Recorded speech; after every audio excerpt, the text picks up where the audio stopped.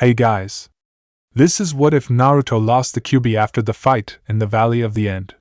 What would have happened if Orochimaru had interfered in the fight between Naruto and Sasuke at the Valley of the End, and this led to Naruto losing the Kyuubi sealed within him and barely surviving?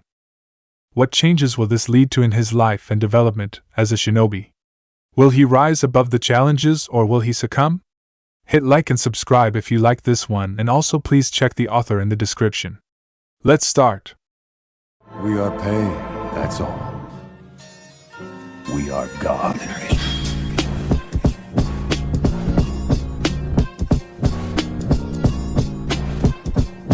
Chapter 1: Death of the Kyuubi Jinchuriki. As she slumped in exhaustion, Tsunade for the first time in nearly a decade looked like her true self, that of an old woman far past her prime. She had spent the past few hours doing her best to save the blonde on the operating table from death. It had taken nearly all of her chakra and medical prowess to save him. As she finished healing him as best as she could, she exited the operation theater to see Kakashi and Jiraiya waiting outside. Tsunade immediately activated her genjutsu to hide her age and asked Kakashi, "What the hell happened, Kakashi?" Kakashi shook his head and said, "I don't know, Tsunade-sama. By the time I reached the Valley of the End, Naruto was in Orochimaru's grasp. He had applied the 5 elemental seal on Naruto, blocking the Kyuubi's chakra from aiding him, and then gave him the curse seal. Orochimaru then absconded with Sasuke, who from the looks of it had lost to Naruto, prior to my arrival. I prioritized saving Naruto, who looked to be on death's door, over chasing after Orochimaru, which was a futile effort." "What the hell happened to Naruto? I have never seen the kid take so long to heal from an injury," Jiraiya remarked while looking at Tsunade for an answer. Tsunade shook her head in dismay as she knew that Konoha would now look weak after the defection of the last loyal Uchiha, but she also could not blame Kakashi, as she knew that he was no match for Orochimaru in combat. Also, she knew that Naruto would have been dead if he had been brought to the hospital even half an hour later. Shaking herself out of her musings, she answered Jiraiya, saying, "Naruto died twice on the operating table, Jiraiya. He looked to have been put through the blender. He seems to have suffered 2 fatal wounds from what looks like the Chidori, one to his shoulder and another to his right lung. He also seems to have broken his neck, but it seems to have been healed by the Kyuubi. But the Chidori wound to the lung was not completely healed, as Orochimaru's 5-element seal stopped it, and then his curse seal, which contained corrupted senjutsu chakra, ripped apart Naruto's chakra coils before being burned out by the Kyuubi chakra in his coils. But all this stress resulted in his heart stopping to beat, Jiraiya, and the Kyuubi was released from the seal. This served as a shock and jolted Naruto's heart back to life. And the remaining Kyuubi chakra remnants in his body and the senjutsu chakra managed to keep him alive till I healed him. Another 10 minutes and he would be permanently dead. One of the reasons he is still alive is because of the incredible durability of the Uzumaki clan members. His chakra levels have plummeted from above high Kage to elite Jounin level. And he seems to be suffering from an abundance of yang chakra, making him unable to use more than 2 shadow clones for now, and even that will be difficult till he brings a balance between his yin and yang chakra. The nature chakra remnants from the curse seal in his body healed him with my help, but his body is basically now a clone of his original body, one generated by senjutsu chakra and biju chakra. Also, the Kyuubi cannot be resealed inside him, as now his chakra system is fully grown." Jiraiya seemed to be shocked at this declaration, as he kept muttering, "The Kyuubi is gone, but the prophecy underscore." Tsunade shook him out of his musings and asked, "Do you want to see him? It will take him another 2 weeks to fully heal up." Jiraiya shook his head and said, "No, Haim. I will come back later. I have something important to do now." Saying this, Jiraiya leapt out of the hospital window and vanished. Tsunade turned around to see that Kakashi also had vanished. Shizen, who was also assisting in Naruto's treatment, shook her head in disgust when she saw that not even a single person had come to see how Naruto was doing. Not even his teammate Sakura or anyone from his graduating class had come to inquire about his condition. She wondered how Naruto still felt any loyalty to these people, who didn't seem to give a damn about him. The only one who seemed to be worried about Naruto apart from herself and Tsunade seemed to be Gaara, who had remained in Konoha till he received news that Naruto was safe. It seemed that Naruto had made a good friend there. 3 weeks later, in the Hokage's office, Tsunade shook her head in disgust as she watched Naruto sparring with Iruka in the training field, through the Sandame's crystal orb. Naruto was being tested to see if he was fit to remain a genin after his injury during the Sasuke retrieval mission. Turning towards Shizen, who was grading Naruto's written test, and asked, "How did he do on the written test, Shizen?" Shizen shook her head saying, "It is all rubbish, Tsunade-sama. I can barely even make out what he has written. I can't understand how he even passed the academy in the first place." His taijutsu skill is also in the same situation. He seems to have no technique whatsoever. His punches and kicks are sloppy. His speed and strength are subpar. His stamina also seems subpar. He seems unable to even perform the basic Academy 3 jutsu properly. I can't understand how Sarutobi-sensei allowed him to become a genin.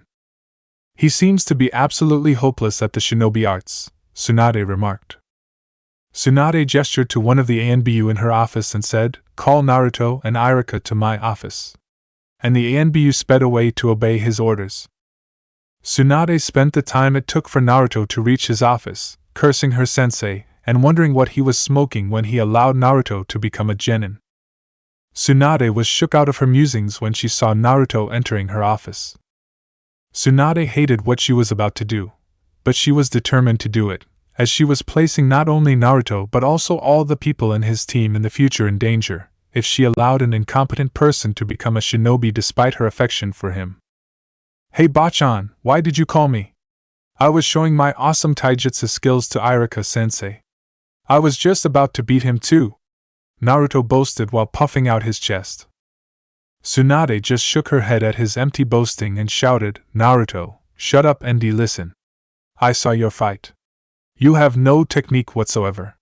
You are a plain brawler. Your punches and kicks are sloppy. Your speed and stamina are subpar. Your strength is okay, I guess. Your command over the 3 Academy Jutsu is basic knowledge as displayed in your written test is pathetic. Simply saying you are not qualified to be a genin. I am sorry, Naruto. But I will have to ask you to hand over your Haitayat. I am removing you from the shinobi forces, effective immediately." Naruto felt his entire body almost collapse in shock when he heard the Hokage's proclamation. He didn't know what to do. Being a shinobi is the only thing he knew. He couldn't even do any other job, as he knew that the civilian population either hated him or feared him. He didn't even have any source of income as he didn't have a family to support him, like his classmates. Naruto shouted back, "But Bachan, who needs all that boring information? I can fight well. You know that I defeated Neji, Gaara and even injured Kabuto, right? I even defeated Sasuke, before Orochimaru beat me and absconded with him. Please Bachan, give me a chance. I will prove that I deserve to be a shinobi." To his shock, Tsunade just shook her head, saying, "Naruto, you won all those fights only because of the Kyuubi's chakra, which you no longer have. I can't place any shinobi in danger by making them work with your inadequate skills, risking them being killed in field due to your incompetence. But I will give you one chance. I will conduct another exam in 1 month. If you pass, I will make you a genin again. But if you fail, then I am afraid that will be the end of your shinobi career. Also, I will have to stop your access to the shinobi library, as you are no longer a shinobi. But you can take the academy text to study. I am sorry, Naruto, but this for the best. Also, Naruto, I would like my necklace back. It is very valuable and many shinobi may attack you for it, and you are in no condition to defend yourself." Tsunade felt ashamed at her actions as she saw the devastated expression on his face as he handed over his Haitayat and her grandfather's necklace to her. Tsunade addressed Naruto, last time before he left her office, saying, "Naruto, those boring books as you call them are very important. Every Hokage, including me, have a vast amount of knowledge on various shinobi and non-shinobi topics. The first Hokage was a taijutsu and kenjutsu master. He was a master of Mokuton, Suiton and Doton ninjutsu. He was a master healer. He was a sage. He was known as the god of shinobi. The second Hokage was a Kenjutsu and Taijutsu master. He was a master of Suiton and Right-on ninjutsu. He invented the earlier version of Hiraishin, the space-time jutsu which the Yondaime later modified and which made him a terror on the battlefield. He invented the Shadow Clone Jutsu and the Edo Tensei. The Sandaime Hokage was a Taijutsu and Bojutsu master. He had mastered all the 5 nature releases.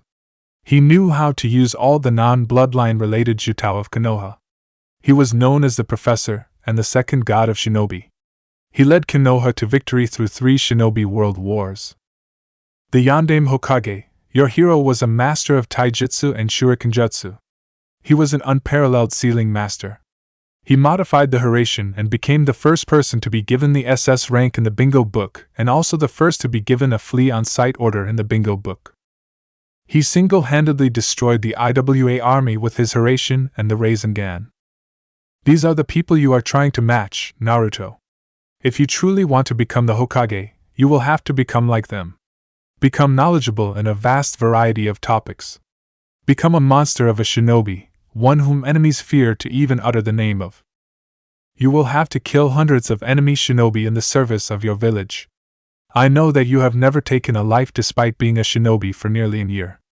I read your mission reports, about how you always try to go for non-lethal blows against enemies, trying to convince them to stop fighting. Your hesitancy to end the life of an enemy may result in death of a comrade in the future. That is not something your fellow shinobi will agree with. You have the chance to reinvent yourself as a shinobi and a person, Naruto. Don't waste this chance. Not many people get such a chance. You can't only do things you like and neglect other parts. That is not how a shinobi functions. Now you are dismissed, Naruto. Use this month to prepare for the exam. Also, you will have a psychological evaluation to determine if you are fit to be a shinobi. I have made an appointment for you in 2 weeks. A few hours later. On top of the Hokage monument, Naruto sat on top of the Yondaime's head as he pondered his situation and its hopelessness. He was shook out of his musings when he felt a soft hand on his shoulder. He turned his head to see Shizen Nechan looking at him with a concerned expression on her face.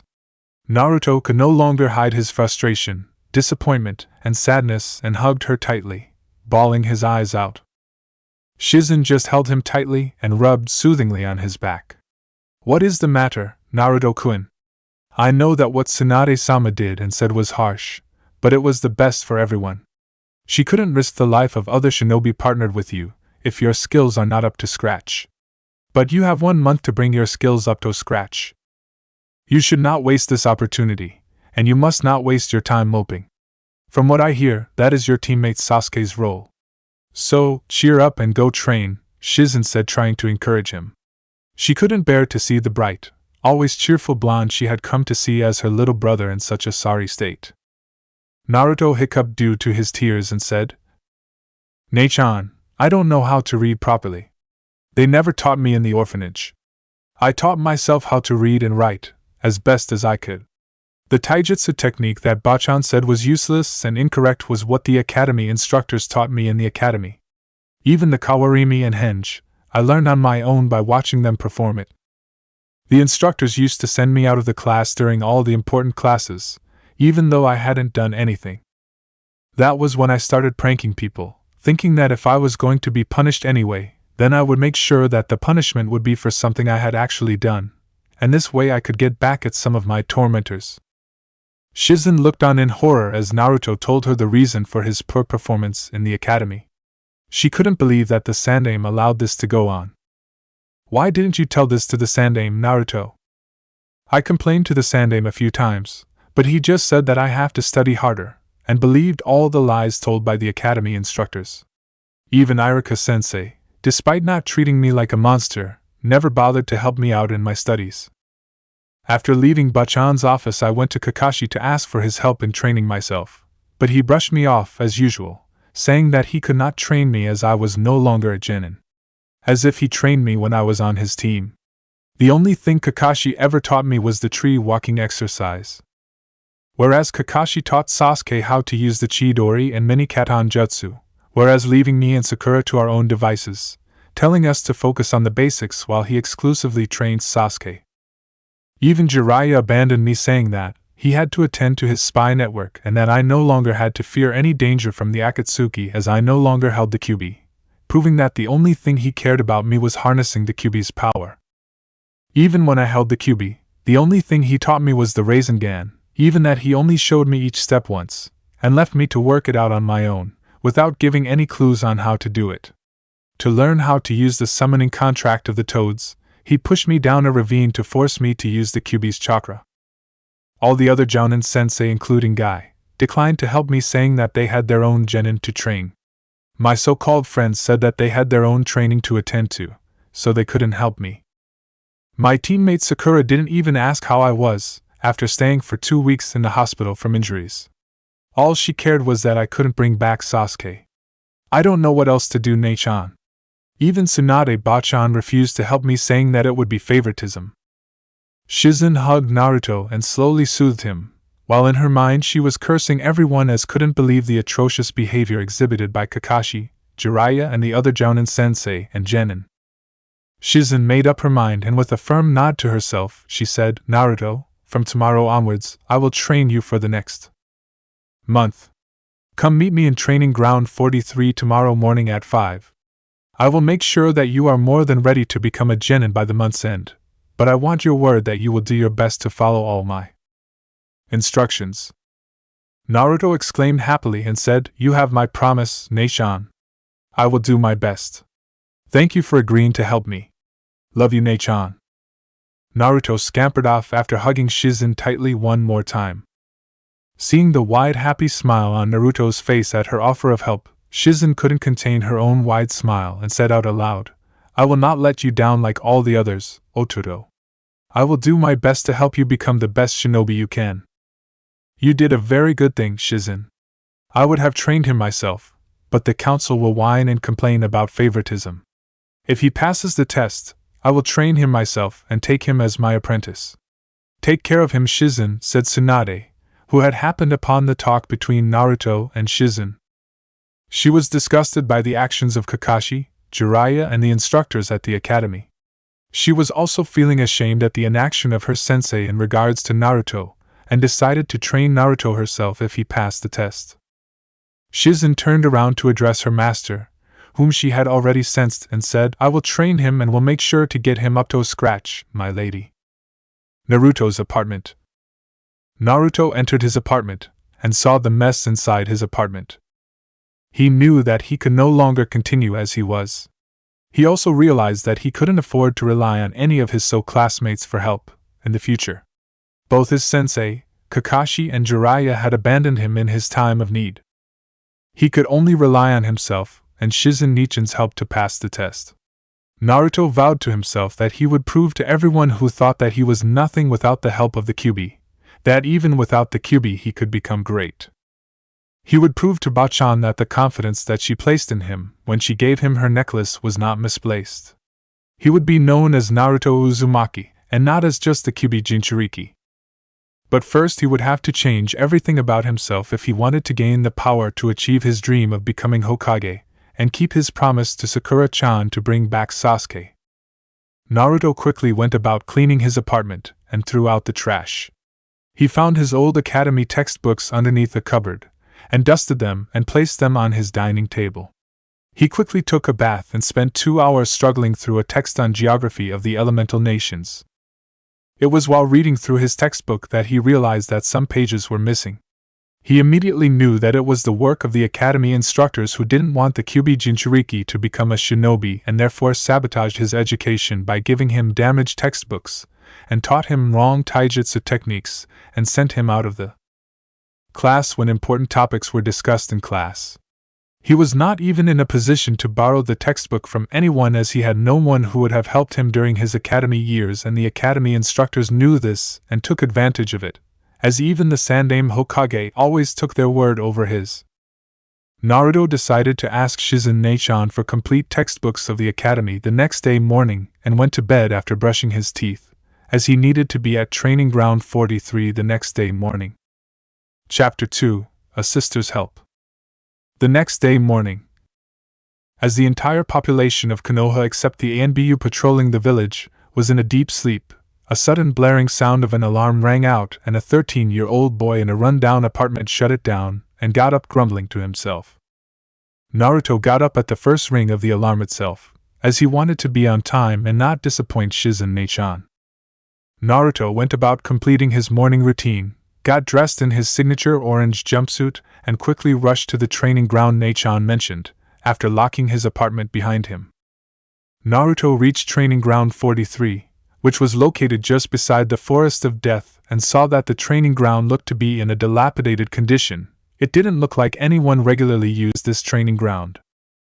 As Naruto had arrived early and there was still time for his Neichan to arrive, Naruto decided not to waste time and immediately took to running rounds around the training ground at his full speed for as long as he had read that this would help in increasing both his speed as well as stamina.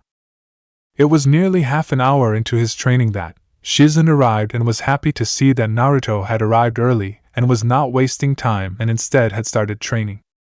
"Naruto, good job. Now come here and take rest for a few minutes. Then I want you to spar with me, so that I can get an idea on what and how to train you," Shizen said, interrupting Naruto's run around the ground. Naruto gladly sank into a relaxed posture on the ground and greedily gulped in the oxygen. He was starting to feel a burning sensation in his leg and thigh muscles. He couldn't believe how easily he had tired without the chakra of the Kyubii, which used to be sealed inside him, and whose chakra used to provide him with a lot of stamina and used to heal him quickly. After 5 minutes, enough rest, Naruto. Now come at me with the intent to kill, Shizen Neichan said. What followed was a brutal beatdown of Naruto, as Shizen countered his every move with ease and every mistake he made resulted in a painful bruise on his body, all the while she ran a commentary on every mistake he made and how to avoid them. Naruto never imagined that his kind Neichan could be so ruthless. Naruto also realized how over-reliant he had become on the Shadow Clone Jutsu. His fighting style consisted of basically spamming shadow clones and rushing the enemy, and even that was not enough against skilled enemies, as the shadow clones were basically copies of the original and dispelled after one solid hit. But now that he couldn't use the shadow clones, except maybe one, he found that he didn't have much else in his arsenal. Even the Rasengan couldn't be used, as Naruto had not learned how to use it without the help of shadow clones. After 5 minutes, Naruto finally collapsed on the ground, unable to continue any longer. Seeing Naruto's condition, Shizen also stopped. Naruto was shocked to see that while he had all but collapsed, Shizen Neichan had not even broken a sweat from their earlier spar, and he finally understood the massive difference in skill between him and his Neichan, who was a jounin. He didn't even want to imagine the difference in skill level and power between himself and Tsunade Bachan. He was sure that she would pulverize him within the first few seconds of the spar with a single punch. As Naruto regained his breath, Shizen went over everything she had observed in their spar and wrote down a schedule for Naruto to follow for the next month. She gave it to him and said, "This will be your schedule for the next month. I expect you to strictly follow it." Naruto looked at the paper, and his schedule read as follows. 4:30 a.m. to 8:30 a.m., physical conditioning and taijutsu practice. 9 a.m. to 1 p.m., chakra control practice and meditation. 2 p.m. to 4 p.m., ninjutsu practice and genjutsu detection and dispelling. 4 p.m. to 8 p.m., taijutsu practice and weapons throwing practice. 9 p.m. to 10:30 p.m., miscellaneous practice. And Naruto, in addition to this, you will make a shadow clone every day morning in your apartment. It will keep studying a list of books I will give you, that I want you to know by heart by the end of the month. The first few days, a shadow clone of mine will help your clone in reading, and once I am satisfied with your reading ability, your clone will keep on reading by itself. You will dispel it only while you are going to bed. Naruto shook his head in confusion and asked Neichan, "But what is the use of my clone learning to read and write properly, and reading all those books? I will not learn anything that way, will I?" Shizen just smiled and said, "Naruto-kun, once a shadow clone dispels, the original gets back the memories of the clone, including the unused chakra from the clone. So it is great to train things such as chakra control, reading, writing, taijutsu katas, etc., but physical conditioning will have to be done by original body. But it is best to use a maximum of 10 shadow clones at once, as the more clones you create the stupider they become, as your chakra becomes equally divided between them, and those clones use chakra as their brains, as they don't have actual brains, and the less chakra in them the more stupid they become. So for intellectual purposes, it is best to use no more than 10 shadow clones at once. For combat purposes that is not a problem. Naruto then asked, "But what is the use of meditation, Neichan?" "Naruto-kun, you have an issue with the balance of your chakra. You have an excess of yang chakra, which makes you hyperactive and unable to sit still for a long time, which in turn affects your attention span and concentration. Meditation helps in increasing your yin chakra reserves and also helps in teaching you patience, which is essential for a ninja. It also helps you focus on a topic and increases your attention span. So, it is very important. Increased yin chakra reserves helps you in casting genjutsu, which is a very important branch of the shinobi arts." Naruto nodded his head and said, "I promise you that I will follow this schedule properly." To Bail. "Naruto, create a shadow clone and send it to your apartment. My shadow clone will be waiting for it with a few books I sent it to collect for you. Meanwhile, I will be training you in taijutsu." Naruto nodded his head and, making a cross sign with his fingers, created a shadow clone and sent it to his apartment with instructions to strictly follow Shizen Nichan's orders. Naruto suddenly remembered something and said, "Neichan, yesterday night I was reading an academy book on the geography of the elemental nations, and a lot of pages were missing from the book that the academy instructors gave me. The same is the case with the other textbooks also." Shizen controlled her anger at the academy instructors with a lot of effort, as she badly wanted to introduce them to what a pissed-off medical ninja can do. She couldn't believe the gall of those people to sabotage the education of an innocent child. Barely managing to control herself, Shizen instead just smiled at Naruto and said, "Don't worry, Naruto. I will get you a new copy of the academy textbooks to read. Now I will show you the most important part of taijutsu you will ever learn." Naruto couldn't contain his excitement on hearing this and nearly shouted, "What is it, Neichan? What super cool technique are you going to teach me? I will learn it quickly and use it to defeat Sasuke and bring him back to Bail. Is it the gates Stingli uses?" Naruto kept on rambling, only to be cut off as Shizen simply replied, "Nothing of the sort. I will be teaching you how to punch and kick properly. That makes up more than 50% of taijutsu. How and when to punch and kick. The way you are currently throwing your punches and kicks is absolutely horrendous. You are wasting a lot of energy, and your blows are not packing much of a punch." Naruto's sweat dropped as he heard what he was going to learn, but decided to suck it up and do as he was told. Naruto watched as Shizen Neichan showed him how to properly execute different types of basic punches and kicks with minimum effort exerted and achieving maximum impact on the target. He silently cursed the academy instructors and decided to follow his Nichan's movements as perfectly as possible. Shizen watched from the sidelines as Naruto repeated all the movements she had shown him and corrected his movements when required. When she was sure that he had all the movements down pat, she called for his attention and said, "Naruto, now I will show you the correct way to throw shuriken and kunai, and then I will have to leave to start my work, so watch closely." She then demonstrated the correct way to throw kunai and shuriken and then corrected his movements. "You have got the throwing motion down correct, but your accuracy is atrocious. But now that your throwing technique is correct, the accuracy will increase with practice. You continue to practice in the time allocated to shuriken jutsu in your schedule. I want you to bring your accuracy to 100% by the month's end when targeting moving targets and not just stationary targets. But for now, practice on the stationary targets in the training ground." As it was time for her to get to work, Shizen took out a sealing scroll from the inner pocket of her jacket and unsealed a set of training weights from it. She gave them to Naruto and said, "Naruto, these are a set of arm and leg weights for you to use. They range from 5 kilograms to 100 kilograms on each arm and leg. I want you to do your physical conditioning and taijutsu practice and everything wearing these weights. Only remove them while you are in the bathroom or while you are sleeping. I want you to progress to at least 60 kilograms by the month's end. While you no longer have the Kyubii sealed inside you to heal you rapidly, your healing factor is still very high, and your muscles will heal quite quickly from the muscle tears due to the strain and making your muscles more strong, and your speed and strength will increase rapidly. Naruto immediately put on the arm and leg weights of 5 kilograms each on his arms and legs and immediately felt the strain on his arms and legs. As Naruto got used to the weights, Shizen said, "Naruto, I want you to do 50 rounds of the training ground and 100 push-ups, squats, pull-ups and jumping jacks. I also want you to do 50 rounds of Surya Namaskar, as yoga will make sure that your body remains flexible. After that, take a break for 15 minutes, and then I want you to practice all the punches and kicks I showed you on the wooden training posts, with 100 repetitions of each. I want those movements to be engraved into your muscle memory and become instinctive. I will come back in 2 hours to check on your progress, and I will bring you breakfast. I don't want to see you slacking off, is that clear?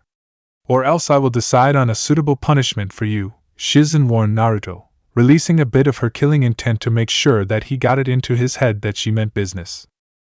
Naruto rapidly nodded his head and immediately set to work on his physical conditioning and started running around the ground at the max speed that he could with the new weights on his body, which was not more than that of a light sprint.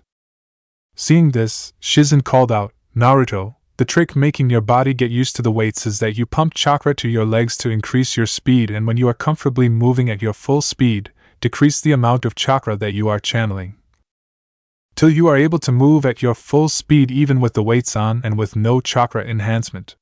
Constantly channeling your chakra like that will increase your chakra reserves as well as your chakra control." Saying this, Shizen vanished in a standard leaf shunshin. Naruto saw this and continued on his run around the ground, as he followed his Nichin's advice and pumped chakra to his limbs and immediately felt a little ease in running and even felt a little increase in his speed. Determined to complete the task Shizen Nichin set him, Naruto determinedly continued on his task. 2 hours later, Training Ground 43. Shizen returned after 2 hours, after completing her morning rounds in the hospital, and to her delight, found Naruto panting and sweating heavily, but still continuing to do his taijutsu practice. He was doing continuous repetitions of the different punches and kicks she had shown him. Shizen kept watching Naruto's practice, and after nearly 15 minutes, he finally collapsed on the ground and pumped his fists with difficulty, shouting out hoarsely, "I did it, Tibeo!" Shizen chuckled slowly and Naruto suddenly turned around to see that Shizen Nichin had arrived. "Did you see, Nichin? I did as you told me to. I did it, Tibeo!" "Done, Naruto. Now come here and let me look at your knuckles. They seem to have been split open from punching the wooden post repeatedly, and are bleeding badly." Shizen took both his hands into her hands and healed the split open and bleeding knuckles. She also used the Shosen Jutsu to relieve some of his muscle fatigue. Shizen then handed him one of the 2 breakfast boxes she had brought with her. It consisted of meatballs. "Ah, Nichin, why didn't you bring ramen?" Naruto whined. "From today onwards, you will strictly follow a diet plan I will prepare for you. You need plenty of protein for your body, to sustain it during your strenuous training and also for muscle development and height growth. Eating too much ramen is bad for your health. And I also want you to change your attire. Bright orange is not a suitable color for shinobi to wear," Shizen sternly said. Naruto looked down at his feet embarrassedly and quietly mumbled, "But no other restaurant, other than Ichiraku's, will allow me to eat there, and the grocery shops always overcharge me. Those instant ramen cups are all I can afford on a genin salary, as I also have to pay my apartment rent as well as the water and electricity bill. Almost all the stores in Konoha overcharge me or sell me spoiled goods, Nichin. And this orange jumpsuit is the only shinobi outfit that one of the shopkeepers agreed to sell to me, and even this is overcharged. I even complained to Hokage Jiji, but he didn't do anything. I don't know what else to do." Naruto sniffled softly in sadness. Shizen looked ready to murder someone. She heard slight whimpering and looked to see Naruto slightly shaking in fear from the killing intent she had been unintentionally releasing. Getting her killing intent back under control, she slowly approached Naruto and hugged him and said, "Shh, sweetheart. I am not angry at you. Now you don't have to worry about that. I will get you a set of kunai and shuriken from Higarashi's shinobi store. You can go there for any future purchase of shinobi items. It is run by a former jounin, so he won't discriminate against you. As for new clothes, We will buy them at the end of the month, as you may have a growth spurt due to all the training you are going to do. For the next month, you are going to be having your meals with me, and I will also teach you basic cooking." Naruto cried in happiness and hugged her tightly. No one had ever taken such care of him. Even the old man Hokage never took care of him like this. He just used to visit him once a month and treat him to ramen. Naruto and Shizen then got down to having their breakfast, and later Shizen showed Naruto how to do the leaf sticking exercise. "Naruto, the first chakra control exercise I want you to do is the leaf sticking exercise. You stick a leaf to your forehead using your chakra and keep it like that as long as you can, till such a time as you can do that without conscious thought. For the next 3 hours I want you to do that, and if you think you have mastered it, try sticking multiple leaves to various parts of your body. But after 3 hours, I want you to practice meditation for an hour," and then showed him the correct posture to do meditation and showed him how to concentrate on his breath while he meditates, in order to not let his attention wander while he meditates. Shizen then left to go to her office in the Hokage Tower, and Naruto carefully placed a leaf on his forehead and channeled chakra to his forehead. The leaf blew away the first 10 times, but slowly Naruto managed to channel exactly the amount of chakra required to stick the leaf to his forehead. And when the leaf was finally stuck to his forehead, Naruto started reading a book on anatomy that Shizen Neichan had given him. It gave detailed explanations about the various parts of the human body along with pictures about the placement of the various parts of the body. It also talked about the most vulnerable parts of the body, and which wounds were fatal. It also talked about 8 most vulnerable parts of the body, where a blow from the enemy would be fatal. They were the brain, larynx, heart, lungs, spine, liver, kidneys, and spleen. At first it took a lot of effort for Naruto to be able to keep the leaf stuck to his forehead, while he simultaneously, and it took him nearly an hour to get the hang of it. By the time the 3 hours allotted to his chakra control training came to an end, he didn't even have to pay any attention to the leaf on his forehead in order to make sure it remained stuck. Naruto had even added another leaf to his forehead, but he had not yet mastered that part yet. As Naruto looked at the clock Shizen Neichan had given him, he closed the book and sat down in the Seiza posture with his legs crossed over and his hands placed on his thighs, with palms facing skywards. At first Naruto couldn't even sit still for more than 5 minutes straight, before he started fidgeting. He started to question the usefulness of this and was about to get up and work some more on his taijutsu, when he remembered his promise to Shizen Neichan, and sat down immediately. He suddenly remembered how Neichan told him to focus on his breathing. It took a few more tries, but Naruto finally managed to calm his restless energy and sit still in silence as he was completely focused on his breathing, and was lost to the outside world. It was to this scene that Shizen walked into the training ground, as she brought lunch for both herself and Naruto. She was surprised at how still and calmly Naruto was sitting and meditating. For someone who was so hyperactive, he sure got the hang out meditation quite fast. Naruto finally opened his eyes after what felt like many hours and felt himself completely relaxed. He saw Shizen Neichan looking at him proudly, as she said, "You seem to have gotten down the principle behind meditation quite well, keep it up." Naruto blushed at her praise as he was not used to anyone ever praising him. As Naruto told Shizen about his chakra control practice, she was pleased with his efforts in chakra control as well as multitasking, as knowing about the human anatomy was very important for a shinobi.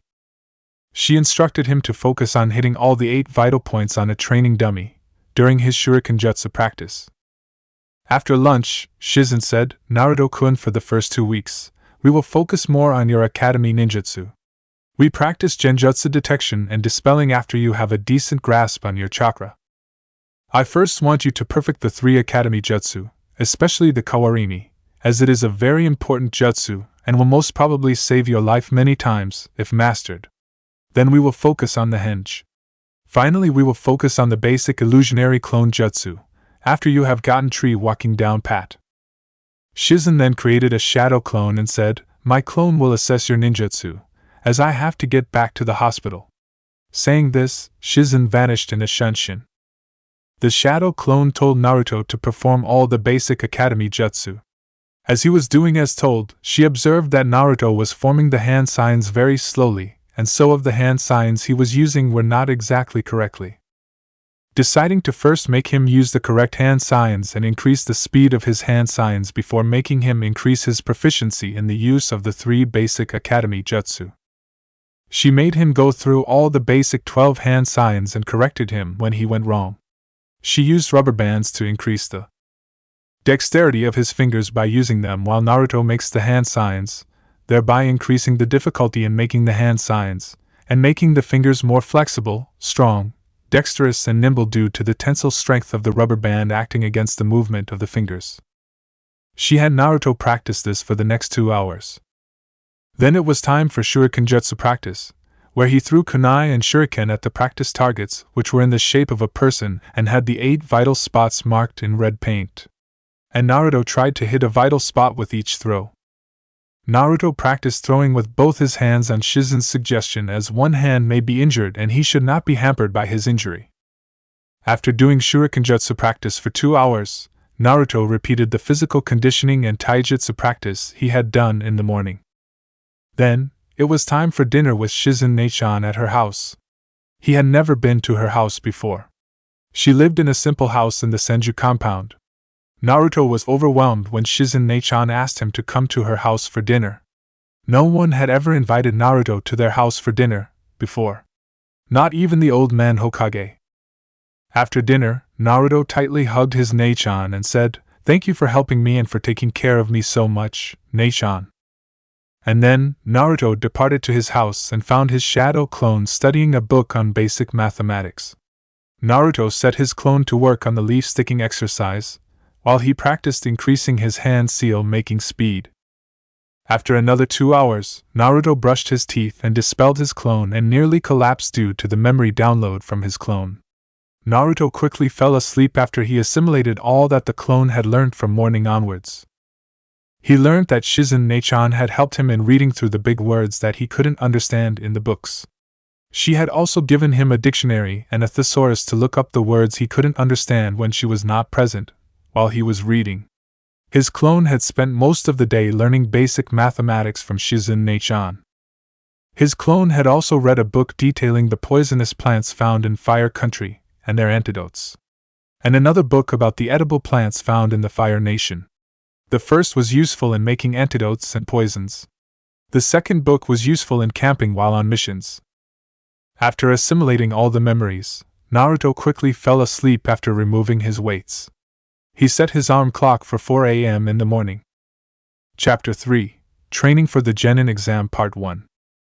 The next morning found Naruto back in Training Ground 43 at 4:30 a.m. in the morning, doing his exercises and yoga with his weights on.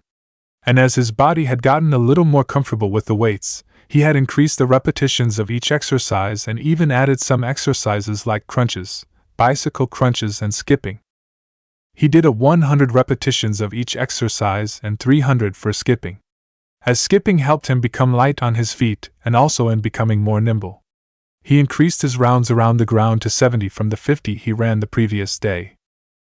As Naruto finished his physical conditioning, he immediately did the stretching exercises Shizen Neichan had taught him yesterday, in order to make sure that his muscles didn't cramp after intense exercise. After cooling down from his exercise routine, Naruto immediately got down to practicing his punches and kicks on a wooden post, and he even incorporated blows using his elbows and knees against the training post. Naruto also increased the number of repetitions of each type of blow from 100 to 150. It was almost 7:30 a.m. by the time this was finished, and Shizen Neichan arrived and healed his bleeding knuckles, elbows, and knees. Shizen healed his injuries and said, "Naruto, remind me to teach you to bandage your fists during your taijutsu practice. That will prevent your knuckles from bleeding quite that badly. Now it is time for your evasion practice. For the next 1 hour, you will try to dodge all my blows," she said, and immediately started attacking him with her taijutsu at Chunin speed, and not at her full speed, so as to not overwhelm him. As Naruto struggled to dodge her blows, she said, "Naruto, try to dodge my blows with minimal body movements. That way you can minimize your energy expenditure. Your natural strength is very good, so I want your taijutsu to based around dodging and redirecting your enemy's blows, while you counter-attack with deadly lethal blows." Your every movement should be clinical with little no energy wastage. Also, the first rule taijutsu is to never be predictable, especially against dojutsu users. So, I won't be teaching you a set taijutsu style. I will be teaching you various taijutsu moves, but it will depend on you to incorporate it into your fighting depending on the situation, as your opponent can't predict your moves if you yourself don't know what move you will be using till the last moment. I want your taijutsu to be instinctive and not be rigid bases on a set of katas. I want you to focus on targeting the pressure points and vital spots on your opponent's body while fighting. This is basically the essence of the type of taijutsu fighter I want you to become. And I know that you will become a frontline fighter, so I want you to conserve as much energy as possible during all your movements, as you no longer have the kyuubi to boost your chakra reserves and replenish them quickly. Use the various moves I teach you to come up various taijutsu combinations on your own. Naruto listened carefully to what his Neichan was saying and agreed. As in the fight against Sasuke, he noticed that Sasuke seemed to be reading his movements like an open book. The only times he landed a blow on Sasuke was when Naruto was faster than Sasuke's reaction speed. So, he knew that his taijutsu needed to be unpredictable, and his speed much faster than Sasuke if he was to have any hope of defeating Sasuke and bringing him back to the village. But despite his best efforts, Naruto couldn't dodge more than 25% of Shizin's blows aimed at him and was badly bruised by the end of the hour. He couldn't even follow most of her blows initially. But his eyes eventually adjusted to the high speed she was moving at, and he managed to dodge a few of her blows at the end. He could have dodged some more of her blows, but she told him to dodge only using the least movement of his body possible, like swaying slightly out of the line of a blow, just sidestepping a blow, etc. Naruto was extremely disappointed by his poor performance, but Shizun didn't share his disappointment, and instead said, "Naruto, you don't have anything to be disappointed about. I was moving at mid-chunin speeds but you still dodged nearly a quarter of my blows. That is very good for your first day. But by the time the 1 month is over, I want you to be able to dodge at least a quarter of my blows as I move at high chunin speed, while you are wearing at least 50 kilograms of weight on all your limbs." Then they had breakfast, and as Shizun Neichan left, Naruto started his chakra control training. He kept 3 leaves stuck to his forehead as he went through his taijutsu practice, as he decided to focus on his taijutsu practice instead of reading a book like yesterday. He created a shadow clone whose sole task was throwing blunt kunai at him at his maximum speed, and he tried to dodge them while still keeping the leaves stuck to his forehead. It proved to be extremely difficult, and required splitting his concentration to be split in many directions at once. But he eventually got the hang of it by the end of another 2 hours. And by the time it was time for his meditation, he had another 2 leaves stuck to his body, one on each arm after he ripped apart the sleeves of his jumpsuit. For the next 1 hour, Naruto meditated, all the while keeping the 5 leaves stuck to his body without any conscious effort on his part. The meditation restored his chakra levels. It also removed the mental fatigue caused by concentrating on various things at once, something which he was not used to. By then it was time for lunch, and Shizun Neichan had arrived and first checked on the progress of his chakra control training. Shizun was very impressed with the progress of Naruto's chakra control training, and especially the way Naruto modified it to make it more difficult, as well increased the time Naruto was now spending on his taijutsu, without neglecting his chakra control training at the same time. It seemed that the removal of the kyuubi had improved his grasp on his chakra. "This is good, Naruto. I want you to go up to having 10 leaves stuck to various parts of your body at the same time, while you are practicing taijutsu. Then I will start you on a modified version of the leaf sticking exercise. Now enough about training. Let's have lunch. Then I want you to work on the dexterity of your fingers for half an hour, and the rest of the time allotted for your ninjutsu practice to perfect your kawarini. I want you to work on increasing the speed at which you perform the kawarini. I want you to make it nearly instantaneous by the month's end while using only a single hand seal. And I don't want to see a puff of smoke when you perform the kawarini. By the month's end, it should be instantaneous, with no smoke to indicate the use of a kawarini. If you can do that by the month's end, I will teach you the shunshin." Naruto leapt up at that and declared, "Just you watch, Neichan. I will get it done in 15 days, to Bayo." Shizen laughed at his enthusiasm and said, "You managed to do that, and I will teach you another extra jutsu in addition to the Shunshin."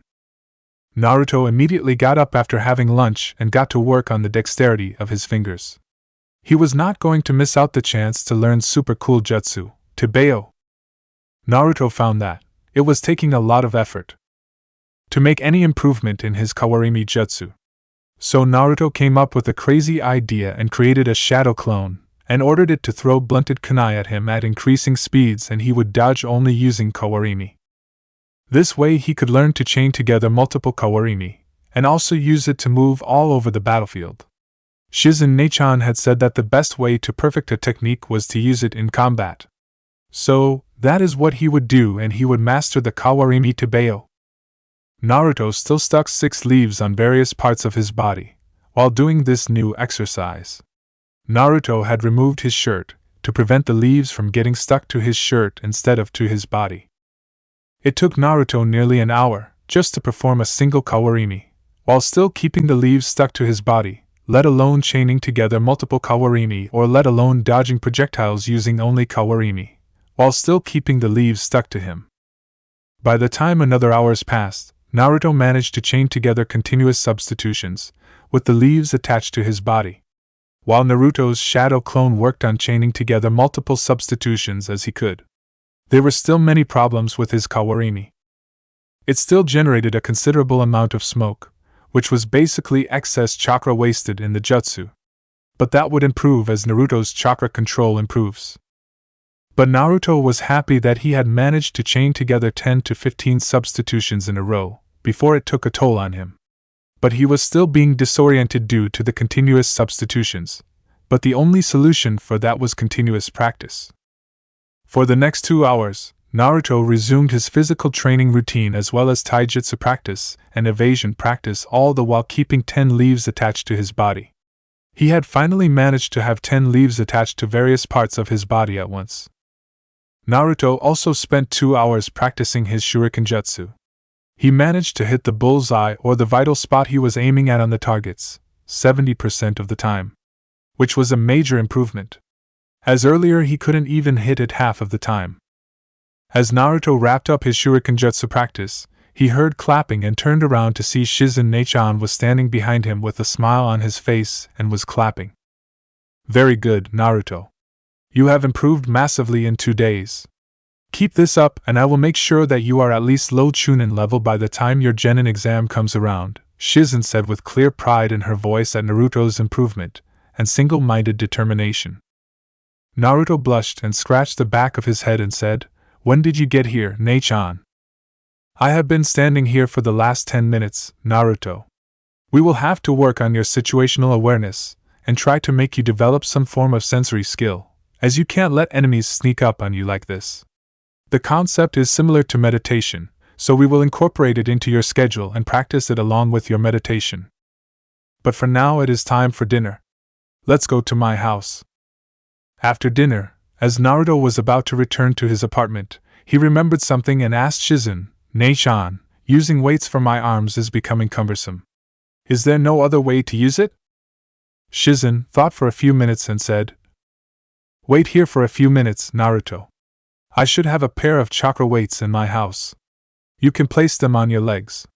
They are much easier to use and remove than the regular weights. But I will control them till you at least have mastered water walking. We don't want you to accidentally crush your muscles by increasing the weights more than necessary by accidentally channeling more chakra than required. Once you have mastered tree walking, I will hand over the control of the chakra weights to you.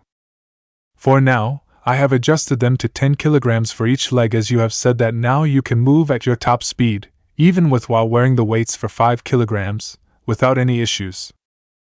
As for your arms, it is not advisable to wear weights for them, but I have some chakra-enhanced dumbbells with me. Use them and some exercises I will be teaching you to increase your upper body and arm strength, especially your biceps, triceps, shoulders and abdomen region. I want you to work on some core strengthening exercises from tomorrow, as they will help you in keeping your balance. Also, I want you to spend 1 hour a day practicing the taijutsu moves I have taught you, while standing on top of the narrow poles and training ground will drastically increase your sense of balance and make you more agile. Also, I want you to swim for at least an hour every day in the small river that flows outside of Training Ground 40, against the flow of the water, as this will work on developing another group of muscles. Naruto blushed embarrassedly and ducked his head down and said, "Nei-chan, I don't know how to swim. The academy instructors never taught us," saying that the students should learn it from their parents. Shizen shook her head in dismay and muttered some very uncomplimentary words about the academy instructors, but eventually controlled herself and said, "Don't worry, Naruto. I will teach you tomorrow morning. Remember to bring a pair of swimming shorts with you when you come to the training ground tomorrow. Now off you go." Naruto returned to Training Ground 43 and climbed up the long poles. Each pole had only enough space for one person to stand comfortably on top of it. Naruto spent the first hour performing 50 repetitions of various punches and kicks. And he spent the next hour jumping from one pole to another, or just slightly swaying out of the way of blunted kunai thrown at him by his clone. During this, Naruto fell many times from the poles, but managed to land lightly on his feet, after performing flips, and that was especially difficult with his increased weights on his legs.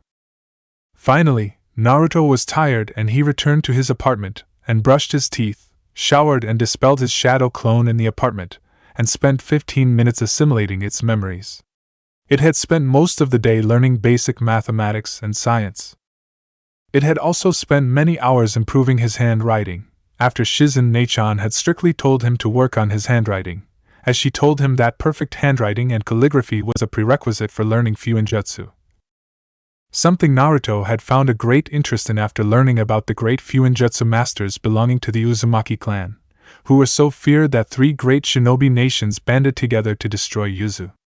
He had read about it in an old history book Shizen Nei-chan had given him about the history of all shinobi nations, both big and small.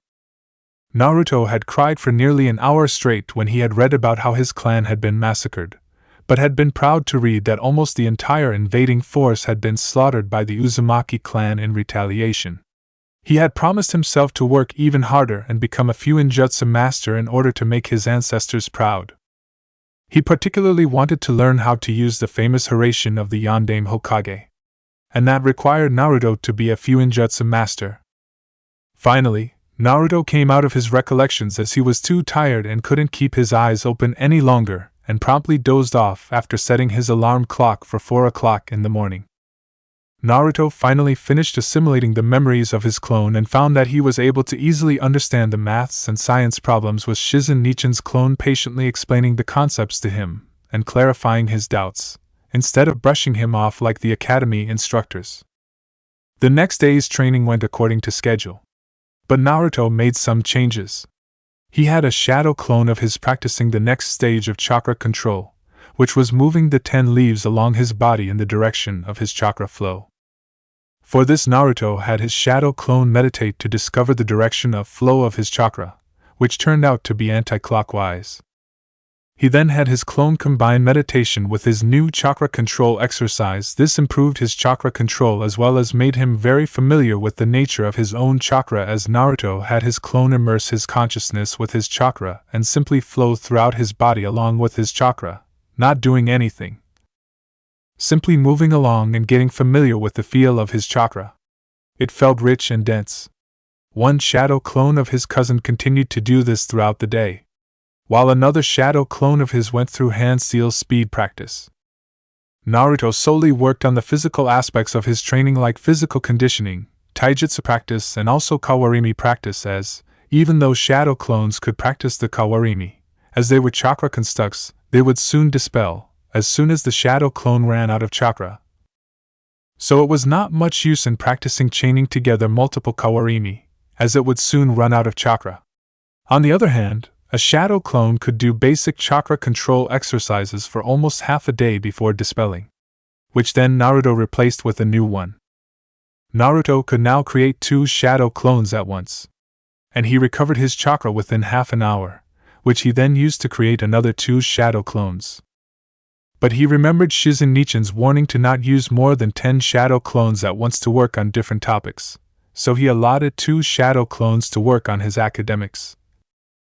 5 shadow clones to work on his chakra control, and 1 shadow clone worked on helping him with his evasion exercises, both only physically and also during the time when he only used kawarimi to escape the projectiles thrown at him by his clone. As Naruto spent most of his time on his taijutsu, shurikenjutsu, and physical conditioning, he found that he improved by leaps and bounds by the end of the first week in those areas. He had increased his leg weights to 30 kilograms each. He could now hit the bullseye or any other spot he was targeting on a stationary target, with pinpoint accuracy, while he was standing or even while he was moving. Next came working on his aim on moving targets. He had incorporated a lot more exercises into his physical conditioning, as now he had a lot more time to spend on it, as he delegated most of his chakra training to his shadow clones. He also started intense cardio and core strengthening exercises, as well as an intense upper body strengthening exercise regimen. He also increased the repetitions of all his exercises. Naruto had also learned swimming from Shizen Nei-chan. She had taught him, first in the mixed-gender bathhouse and then had him practice in the small fast-flowing stream outside of Training Ground 40. She had him swim against the flow, as it strengthened the muscles of his shoulders, chest, abdomen, and thighs. When Naruto had first seen his Nei-chan in a bikini, Naruto had sported an erection, and Shizen had seen it and teased him about having a crush on his Nei-chan. That had led to one of the most embarrassing experiences of his life. Flashback. As Naruto and Shizen arrived at the mixed-gender bathhouse in the vast Senju compound, they both got into their swimming was wearing gray skin-tight swimming shorts, while Shizen was in a bright red 2-piece bikini. As they were about to enter the pool, Shizen saw that Naruto seemed to be uncomfortable and was frequently adjusting his ground area. She looked more closely and spotted him sporting what appeared to be a raging boner. Shizen quietly chuckled, but then got an idea to tease Naruto. She quickly restrained his hands above his head and looked down at his exposed groin and said in a mock stern voice, "Well, Naruto-kun, it seems like someone has gotten excited at seeing his Nei-chan in a bikini. What do you have to say for yourself?" Naruto just looked at her with a confused expression on his face and said in an innocent voice, "Shizen Nei-chan, I didn't know what is happening. Since I saw you in your swimsuit, my penis has become very hard and it is becoming very uncomfortable." Shizen's playful expression turned into a serious one, as she asked, "Naruto, do you know how babies are made?" Naruto shook his head and said, "No, Nei-chan. The academy instructor sent me out of the class when that was being taught in the academy. I didn't even do anything to deserve that punishment." Shizen shook her head in dismay and asked, "Naruto, do you even know the difference in the body parts of females and males?" Naruto again shook his head in negative. Shizen asked, "Then how do you transform into a naked female using your sexy jutsu?" Naruto shook his head in the negative and said, "Nei-chan, the female I transform into is not naked. There is cloud covering her chest and groin. And I copied the image from a book I once saw Hokage Gigi reading. The woman in the picture also had clouds covering her chest and groin area." Shizen sighed and said, "No matter. I will teach you, Naruto. Listen carefully, Naruto. This is very important." The next hour was the most embarrassing of Naruto's life, as Shizen gave him an in-depth education on the human reproductive system and also the various sexual organs of males and females. She educated him about the effects of puberty on adolescent males and females. She also gave him a basic education on sex. That was easily the most embarrassing experience of his life. Naruto had even tried to run away, but she had immobilized him as a precaution in case he tried to run away. He couldn't her in the eye for the entire week after the incident without blushing brightly in embarrassment. After this incident, Shizen had started taking a shadow clone of Naruto with her to the hospital, and made him watch as she performed autopsies in the morgue and gave him an in-depth education on the functioning of the human body. When the first time Naruto had gotten those memories, Naruto had vomited everything he had eaten before, as he got the memories of the various cut body parts and blood. But he slowly got used to it. Shizen Nei-chan also taught his clone how various parts of the body worked, and the clone took copious amount of notes on everything Shizen Nei-chan taught him. Shizen Nei-chan also taught him basic first aid and also a jutsu on how to regulate his body temperature. It was also useful for improving chakra control. She also taught him the rope escape jutsu and the transparent escape jutsu. Naruto found them simple enough and Gad 2 clones practiced them till he was able to do them without hand seals. It took Naruto's clones 3 days to perfect them. Chapter 4: Training for the Genin Exam Part 2. Hokage's Office. Tsunade was deep in contemplation as she finished her paperwork for the day. But her mind was far from the work she was doing. She was thinking about Naruto's progress from just 1 week of serious training under Shizen. She had been rather skeptical about Naruto's chances at passing the test, but it seems that the only thing he required to flourish was a dedicated and patient teacher, and Shizen was exactly that. Shizen was also a perfectionist, and she made sure that Naruto mastered every skill he had, and not just half-assing things. She had assumed that Naruto was a kinesthetic learner, but her assumption turned out to be wrong. The only reason Naruto seemed to be dumb was because the academy instructors had sabotaged his education. He didn't even know how to read and write properly. And even what he knew was self-taught, which was a big achievement in itself. It was a wonder that Naruto had survived so long with such blatant sabotage of his shinobi training. She had no idea what her sensei was thinking when he allowed people to get away with so much against Naruto. He was the Hokage, damn it! If he had taken strict action against the first saboteur itself, then no one else would have dared to repeat such actions. She was loath to admit it. But the truth of the matter was that Sarutobi Sensei's inaction had basically encouraged the blatant bias against Naruto. And even then, the bias against Naruto was not example. Rock Lee had graduated even though he had no capability to perform any ninjutsu, but had been passed citing a recommendation from Guy and the Irionen that he couldn't perform ninjutsu or genjutsu due to a problem with his chakra system. She had read the reports of Naruto's first 2 failures in the Genin exams. He had passed everything, and only failed in making the basic clone jutsu. Which was damn impressive for someone who taught himself everything and whose education was sabotaged as much as possible. Teaching him wrong taijutsu and shuriken jutsu technique, sending him outside of classes for no fault of his, giving him damaged and sabotaged textbooks, you name it, and it had been done to Naruto. And even then it was not possible for an Uzumaki Jinchuriki to perform a basic illusionary clone, as that took too little chakra for him to perform without extensive chakra-controlled training from a very young age, which he didn't have. Sarutobi Sensei should have passed Naruto on his first try itself and given him as an apprentice to Anko. With his amazing skills in stealth and massive chakra reserves, Anko would have turned him into a peerless assassin as well as an equally good front-line fighter. This again pointed to bias against Naruto, as a person who couldn't use any chakra externally EAS passed, while Naruto had to learn an A-ranked kenjutsu to pass the Genin exam. Tsunade could not place the complete blame on Sarutobi Sensei though. She knew that he was too tired to be an effective Hokage in his second term, what with having to handle the unruly civilian council, the Uchiha massacre, the Kumo incident, dealing with the massive drop in the number of ninja available after the Kyubii rampage, keeping Naruto out of Danzo's hands, etc., and she felt guilty that he didn't have both Tsunade herself or Jiraiya to help ease his burden. She knew that if it was in his first term as Hokage, all the academy instructors who sabotaged Naruto would have been publicly executed by her sensei as an example. She was shook out of her musings when she saw the person she had been waiting for finally arrived. "Good evening, Hokage-sama," came the voice of Inoichi Yamanaka, the Yamanaka clan head and head of the torture and interrogation department. "Good evening, Inoichi. Now tell me, how did Naruto's psychological evaluation go?" The Sandaime really dropped the ball with how he allowed Naruto to be treated, Hokage-sama, Inoichi replied. "The boy has severe mental trauma.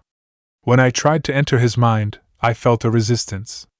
That only happens if you have mental shields, which he doesn't have or if has a dual personality. To deal with the isolation imposed on him and the hatred exhibited towards him by the population, he has tucked away all his negative emotions, as a child can't be expected to deal with such complex emotions. That seemed to have resulted in the creation of an alter ego in his mind, a Yami Naruto in simple words. He represents all the negative emotions Naruto just suppresses, instead of dealing with them like in mentally healthy individuals." Tsunade-sama, Naruto also seems to be suffering from passive suicidal ideation. At Tsunade's horrified expression, Inoichi hurried to explain, he won't actively try to take his life, but in a mission situation, he will throw himself into any life-threatening situation if needed without any worry about his own life. Tsunade's mind went back to some of her earliest memories after meeting the blonde, when he took a blow to his chest for her, a complete stranger to him. Tsunade shook herself out of her musings and asked, "How did this happen, Inoichi?" "He basically has no self-worth, Hokage-sama. Due to being repeatedly told that he was useless or having his existence be spat upon by almost everyone, even his teammates, this is a natural reaction to it. As for his passive suicidal tendencies, he seems to have idealized the versions of martyred shinobi, who were respected by everyone. In the old tales the Sandaime used to tell him about great shinobi. He seems to think that if he died for the village, at least then the villagers will acknowledge his existence and respect him."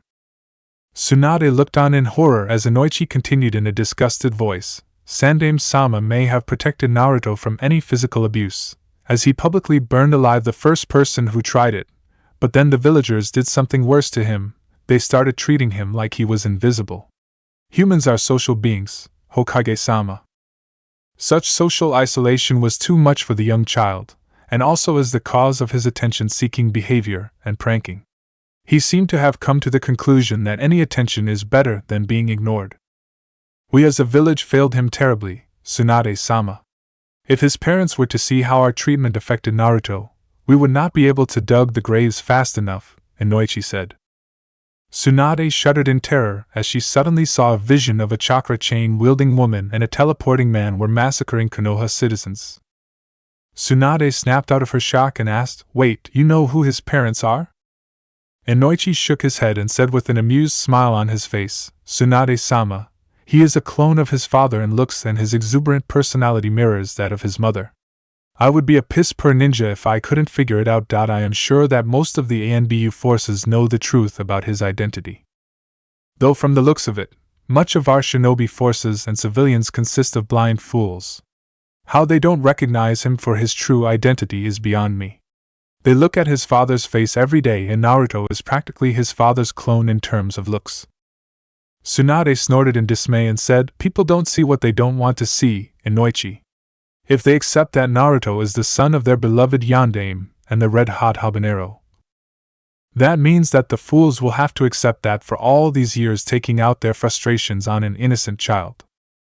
It will take time for the people to get past their own prejudice, but if Naruto progresses like he is in his training, from what I have read in Shizen's reports, it won't be long before his notoriety increases and his identity will be revealed. So, what do you suggest we do to treat Naruto's psychological problems?" Tsunade asked. "I think regular sessions with me will help him in coming to terms with his unresolved psychological trauma. As he slowly accepts his dark feelings and learns to live with them, his Yami personality will start to dissipate. As for his suicidal tendency, you will have to make sure that he knows that there are people who care about him and love him, like you and Shizen. That will slowly improve his self-worth and make sure that you regularly remind him that there are people willing to help him, and not simply use him like his former teammates and sensei. From what I heard about his former team, Kakashi used Naruto to motivate Sasuke and make Sasuke feel better about himself, and Sakura did the same. She used to constantly put down Naruto to make her feel better about herself. And how the Sandaime allowed Sasuke Uchiha to become a shinobi is beyond me. That boy was a high-level flight risk. He would abandon the village at the slightest hint that someone else would give him more power. I even told this to the Sandaime, but he bowed down to the pressure of the civilian council and the elders. Team 7 was a disaster waiting to happen. And Tsunade-sama, you will have to break Naruto out of his unhealthy obsession with bringing back Sasuke, even at the cost of his own life. From his memory I saw of the fight against Sasuke, Naruto could have killed Sasuke if he didn't pull back his Rasengan at the last moment. That is how he suffered from the Chidori wound to his right lung. And another thing, Tsunade-sama, if Naruto gets over his psychological trauma, he may no longer want to be Hokage, as it was just another manifestation of his need for attention." Tsunade just smiled and said, "I don't give a damn if he doesn't want to be Hokage. His health is of more priority to me." Inoichi nodded his head and said, "As it should be. I have scheduled regular therapy sessions for Naruto with me, every 3 days. I also want to give Naruto an IQ test. I expect him to be much smarter than is expected, as now he has someone teaching him sincerely." Tsunade just nodded her assent and dismissed Inoichi. She then decided on joining Naruto and Shizen for dinner every day from now on, as that would help in furthering her interaction with her favorite blonde and also assure him that there are people who care about his well-being. With that thought, she closed up her work for the day and headed to Training Ground 43 to supervise Naruto's training for the 1 hour he had remaining in his training schedule before it was time for his dinner. Training Ground 43. Tsunade reached the training ground and saw Naruto practicing various taijutsu combinations while standing on top of long poles, while dodging shuriken thrown at him by a shadow clone. This took her back to her days of training under Sarutobi-sensei, on her taijutsu. When she had trouble with her balance, she had then used this particular exercise while training Shizen, who seems to have in turn implemented it in Naruto's training. She saw that Naruto was struggling a bit with his balance on a particularly difficult move and called out, "Naruto, try to execute the move while bending your body a little more, make your center of gravity as low as possible, that will help with your balance." Naruto seemed to hear her advice and managed to execute the move perfectly after a few tries. She then had him standing on one leg on top of the pole and had him dodge shuriken, only resorting to swaying out of its path, and not moving an inch from his position. It seemed a little extreme, but she had seen Orochimaru practice this while he was on her team, and it had done his evasion and body balance a world of good. It would also make Naruto's body a lot more flexible, as while she wanted to teach Naruto her super strength style of taijutsu, she knew that when it came to evasive maneuvers, snake-style taijutsu trumped hers, fair and square. She made a note to ask Anko to train Naruto in evasion, as she was a practitioner of snake-style taijutsu. Naruto wound down his taijutsu practice with a round of cool-down stretches and went to the Senju compound along with Tsunade. They decided to walk back, as they were in no hurry. "Thanks for the help, Ba-chan," Naruto said with a beaming smile. Tsunade whacked his head hard and shouted in mock fury, "Shut it, brat. I told you to not call me that, brat. I am not old. Next time you call me that, you will be having a taijutsu session with me," she said with an evil glint in her eye. Naruto shuddered, as he remembered her monstrous strength, as she kicked around Orochimaru. He had no desire to experience her super strength, firsthand, thank you very much. He had been working with Inoichi on what he called were Naruto's suicidal tendencies. He had never realized before how little value he placed on his life. But he didn't agree with Inoichi's suggestion to give up on Sasuke. Sasuke was his friend and teammate. And those who abandoned their teammates were trash. Sasuke had attacked him with the Chidori, only because the curse mark given by Orochimaru was affecting his mind, he was sure of that. He was brought out of his musings when he felt Tsunade ruffle his hair in amusement as she saw his reaction to her threat. "Good boy, call me Oba-chan in private if you want, but in official capacity, call me Hokage-sama, Naruto. It looks professional."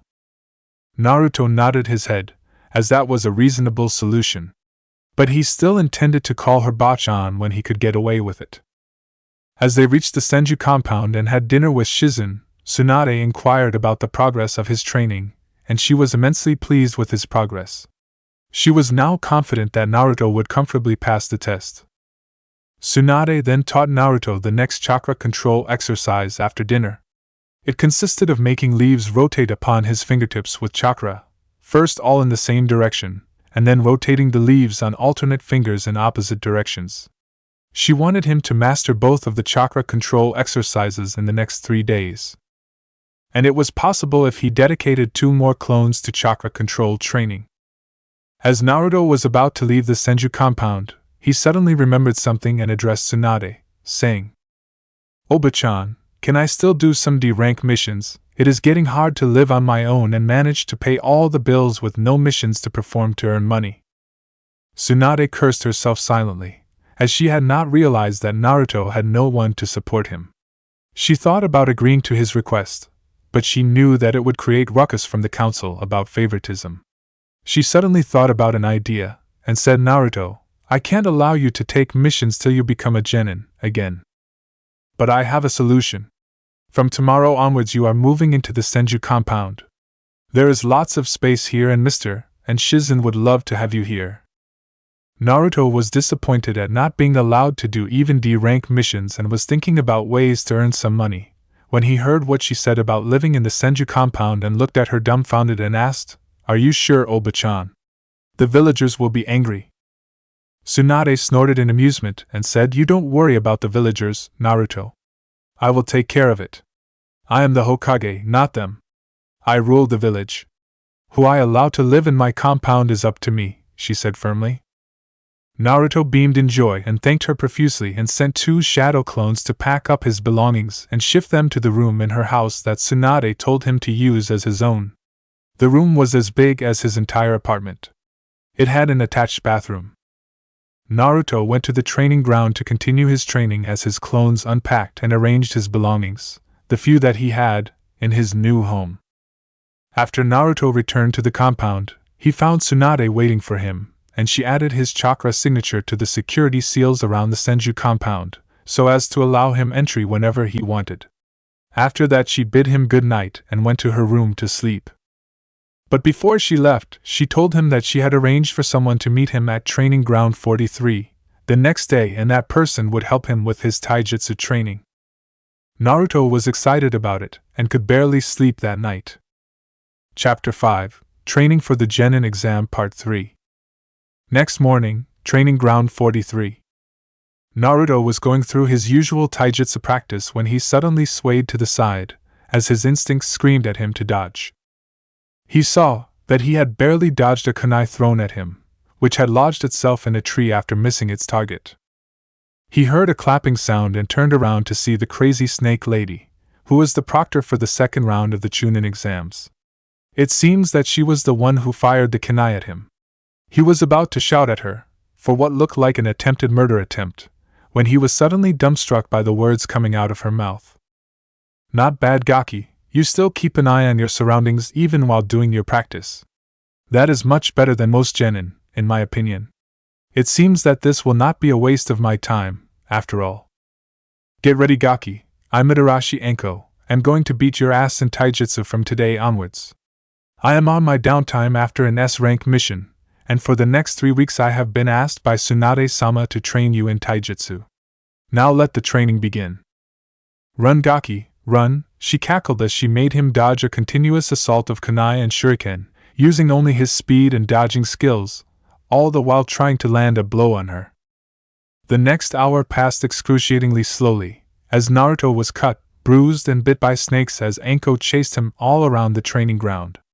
Naruto finally collapsed in exhaustion after an hour, as he failed to land even a single blow on her.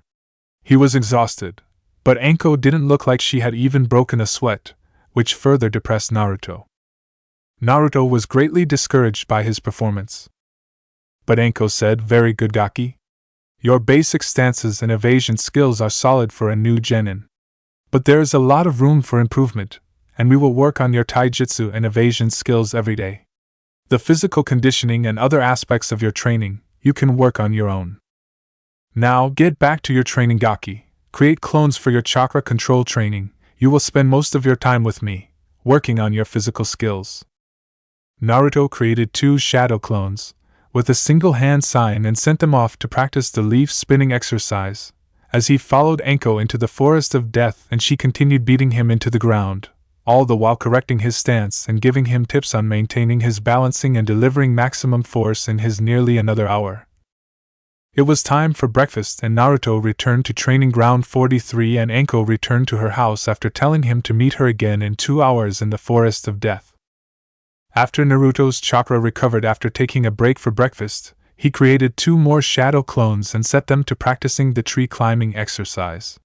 This way he could practice 2 chakra control exercises at the same time. Naruto didn't expect the tree climbing exercise to take much time to master, as he had already learned it once and this time he didn't have the Kyubii chakra constantly disrupt his chakra flow. He instructed his clones to first start slowly walking up the tree and measure how much chakra it took to stick to the tree, and then slowly increase his speed in trying to walk up the tree. Naruto returned to the Forest of Death and saw that Anko had not yet arrived, so he created another shadow clone and had it working on his hand seal speed, and he settled down to meditate, which was quickly becoming something that he greatly enjoyed, despite his initial reluctance. As he immersed himself in his meditation, and was following the chakra flow in his body, he suddenly felt something like a bright spark approaching him at high speed, and Naruto suddenly got out of his meditative pose and threw a kunai in the direction that he felt the spark coming from. Anko was definitely not expecting to be greeted with a kunai to her face when she shined to the Forest of Death, and definitely didn't expect the kunai to be launched by the gaki. She caught the kunai easily enough, as despite the surprise she was a special jounin, who was equal to most of the jounin in the village. The only deterrent to her promotion was her association with her traitorous sensei, Orochimaru, and that resulted in the elders and Danzo always opposing her promotion. She shook her head and brought herself out of her thoughts and turned towards the gaki and asked, "Why the hell did you attack me, gaki? And also, how the hell did you know where I was shining?" Naruto scratched the back of his head in embarrassment on attacking his new teacher and said in a sheepish voice, "Ano, sorry for attacking you, sensei. I was meditating according to Shizen Nichin's instructions when I felt a bright spark heading towards me at full speed and I reacted on instinct. Sorry, sensei, please forgive me, Tabeo." Anko shook her head in amusement and said, "No need to worry, gaki. It seems like you are a censor. This is something that the academy instructors should have observed and trained you in, but I heard from Tsunade-sama about how they screwed you over. But don't worry, you can learn how to improve and train your sensory skills with Shizen. She is an incredible censor. Now, for the next 2 hours, we are going to play tag in the Forest of Death, and you will only try to escape from me using the kawarimi. And also you will not get down from the trees during this time period. We will only train atop the treetops. This will also make you familiar with fighting atop trees." Anko flicked a kunai into her palm and lazily licked it, and looking at a terrified Naruto, and said, "Now, run, gaki, otherwise I will taste your blood," and immediately flicked a couple of kunai at him. Naruto immediately disappeared from his position and appeared atop a tree, after using a kawarimi, and saw that the log he had substituted with had 5 kunai sticking out of it. Breathing a sigh of relief, Naruto immediately appeared atop an adjacent tree as he dodged another kunai which was tossed at his previous position, and saw that it had impaled the tree he was previously standing on, at the exact position that his head was present, a few seconds before. This pattern continued for an hour, as Anko forced him to kawarimi all over the place while dodging her projectiles at ever-increasing speed. After a while, she even started predicting where he would appear and threw kunai at those positions also, forcing him to play mind games with her regarding where he would appear next. This exercise led to Naruto being full of kunai wounds, when he was not fast enough with his kawarimi, or was predictable in where he would appear next. This torturous exercise had the benefit of making Naruto proficient enough in the use of the kawarimi, that he had entirely eliminated the smoke generated when he used the kawarimi. He had also reduced the hand seals required for him to successfully execute the kawarimi. He could now successfully execute the kawarimi jutsu with a single hand seal. Naruto collapsed on the ground after spending nearly all his chakra with the continuous use of the kawarimi for an hour straight. Despite all his exhaustion, Naruto was very pleased with his progress. He was confident that by the time another week passed, he would be able to perform a sealless kawarimi. That would allow him to learn the Shunshin and one other jutsu from Shizen Nichin. The rest of the day progressed in the same fashion, with Naruto getting his butt handed to him by Anko, while his clones took care of his ninjutsu, shuriken jutsu and chakra control training. By the end of the day, Naruto had 7 clones working on his chakra control exercise of leaf spinning. His 2 clones had mastered tree walking, and his clone had even managed to stand on the tree's trunk and continuously dodge kunai thrown at it for an hour. Naruto even had 2 shadow clones of his spar while using tree walking for an hour, and by the end of the day Naruto could use tree walking subconsciously, without paying any attention to it. He now planned to master tree walking using his hands. By the end of the day, Naruto was beyond exhausted but was fully satisfied with his progress. Having a sparring partner had resulted in an impressive increase in the rate of his progress. Naruto was now sure that he would pass the genin exam easily. He had already mastered the henge. He had already tried it, and he was as proficient in it as ever. He even found it much easier to use than before. As for the basic illusionary clone, Naruto had to at least have Chunin-level chakra control before even attempting it. His shuriken jutsu had progressed to the point that Naruto could hit any spot he aimed for on a stationary target, with 100% accuracy. He was now moving on to moving targets. His chakra weights had been increased to 50 kilograms on each leg by Shizen Neichan. His hand seal speed had increased drastically. He had almost completed the academy curriculum. Tsunade Bachan had deemed his calligraphy to be more than sufficient to start learning Fuinjutsu.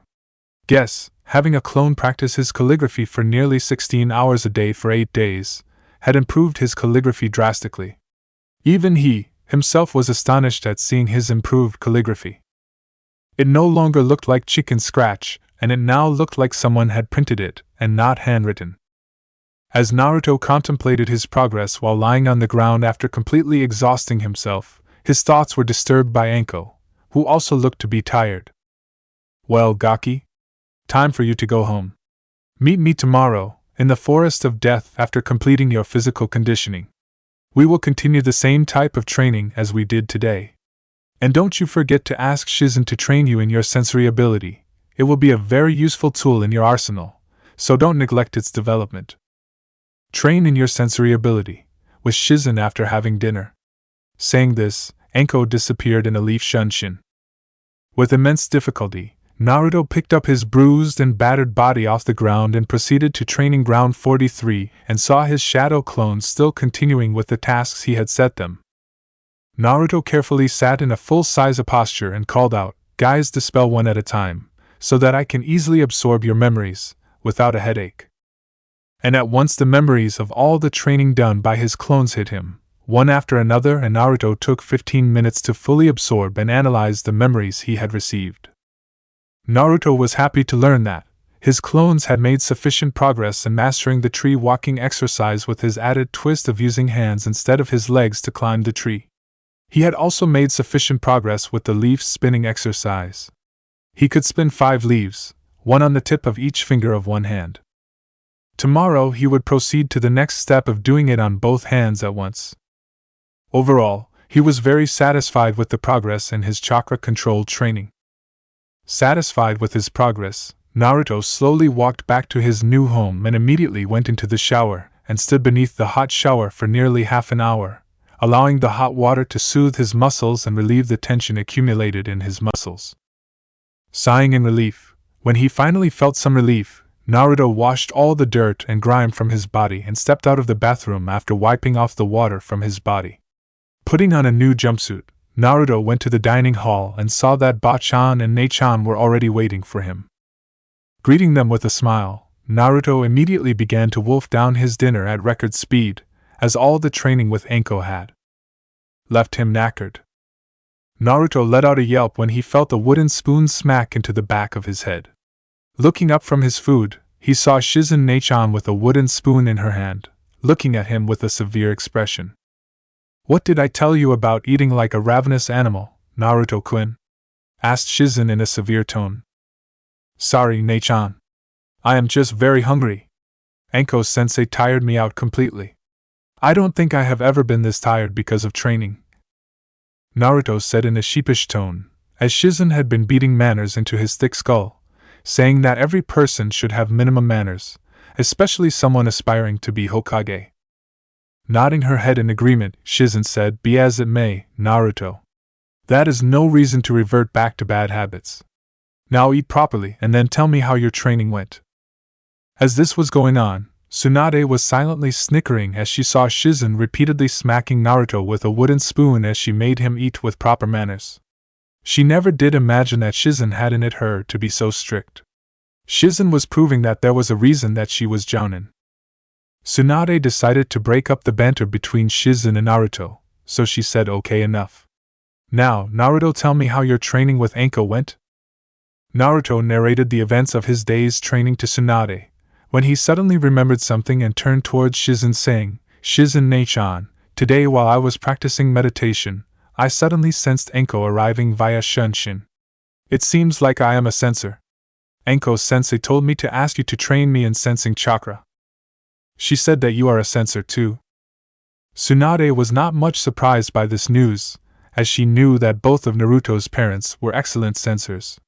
She was initially surprised when Naruto didn't exhibit any sensing talent, but it seems that the Kyubii chakra was suppressing a lot of Naruto's abilities, as he also seemed to have a good control over his vast chakra reserves, without the Kyubii messing with his chakra control. Shizen was shocked at this piece of information, as usually sensing talent is recognized early in a shinobi, in the academy itself. But she attributed this to either the academy instructors neglecting to check if Naruto had any sensing talent, or even training him if he had any such talent.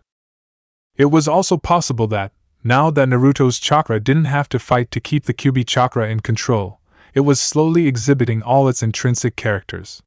It was also flowing smoothly through Naruto's chakra coils, leading to an increase in Naruto's natural chakra control. Shaking herself out of her musings, Shizen agreed to help Naruto with sharpening his sensory skills, as it was a very useful skill to have. She told him to meet her in the training ground behind their house in the Senju compound, after dinner. After finishing dinner and washing the dishes, Shizen and Naruto sat down in full-size postures in the Senju compound training ground. "Close your eyes, Naruto, and focus on my chakra signature that you can sense. Then concentrate on it and tell me all the details you can observe from it," Shizen suggested to Naruto, to get him started on the process of sharpening his chakra sensing skill.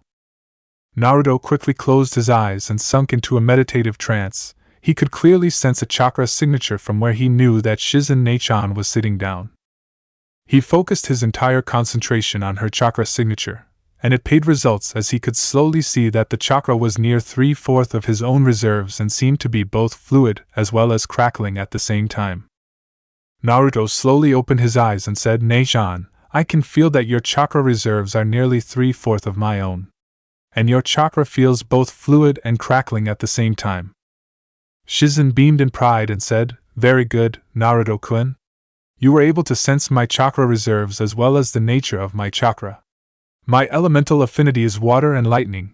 That is the reason my chakra felt like it was a fluid as well as crackling at the same time." Naruto nodded his head in agreement, as he had studied about elemental affinities in one of the books Shizen Nei-chan had made him read.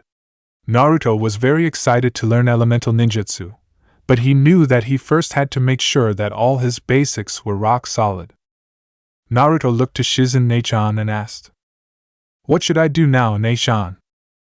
She just smiled and said, "Now, all that is left is trying to improve the range of your sensory ability, and trying to sense the chakra levels and affinities of multiple people at once.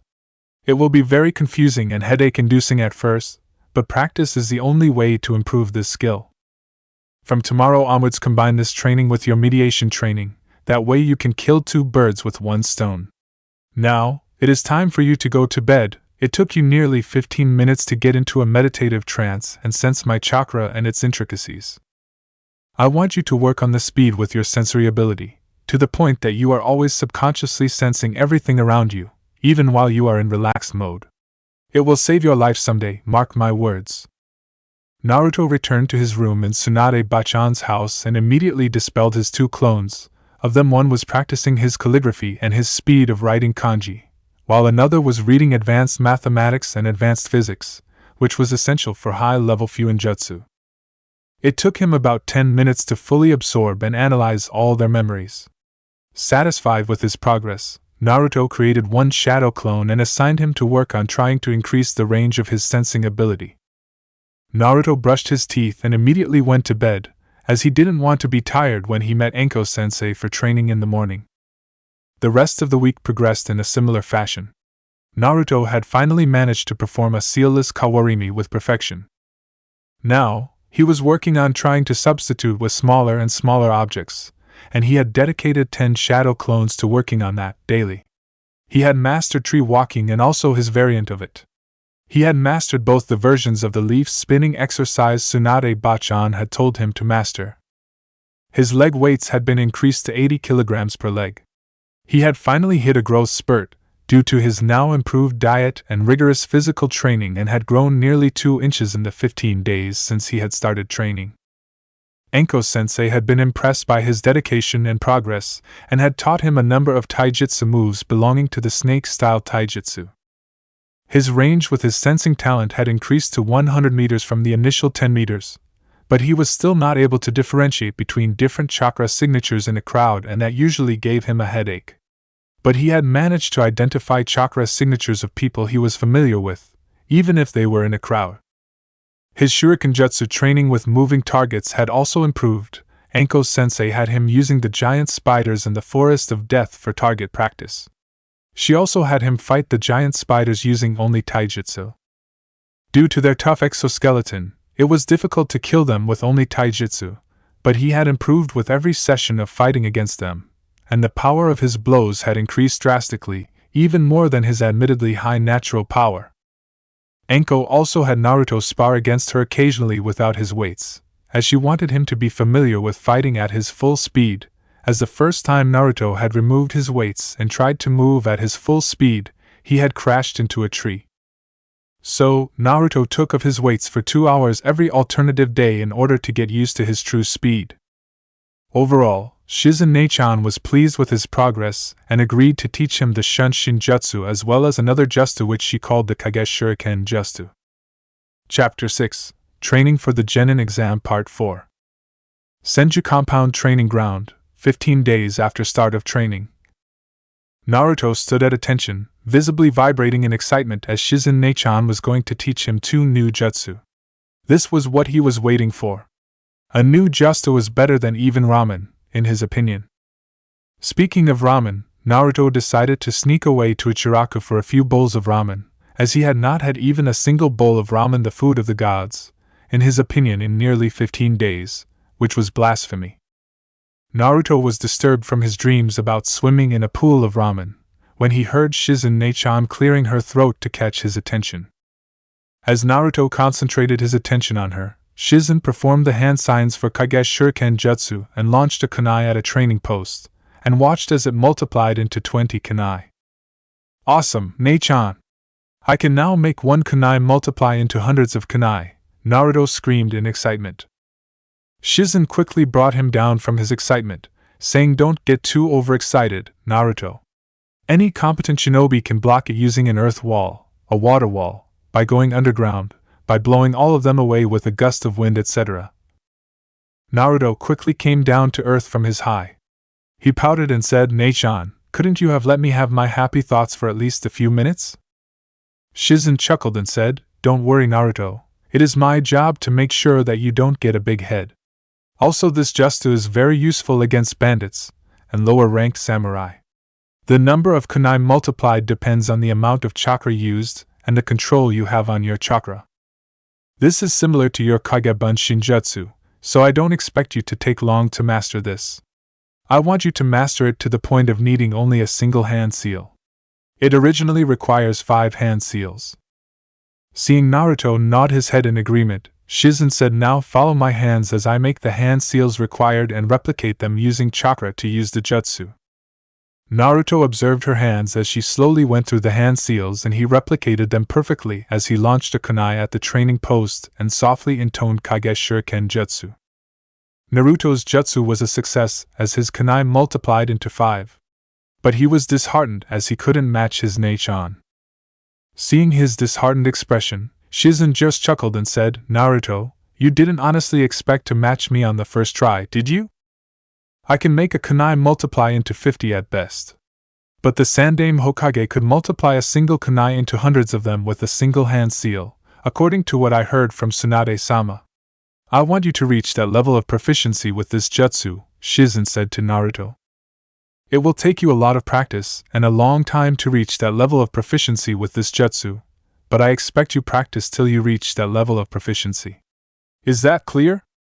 Naruto rapidly nodded his head and said, "Yes, Nei-chan. I will practice till I reach the Sandaime's level.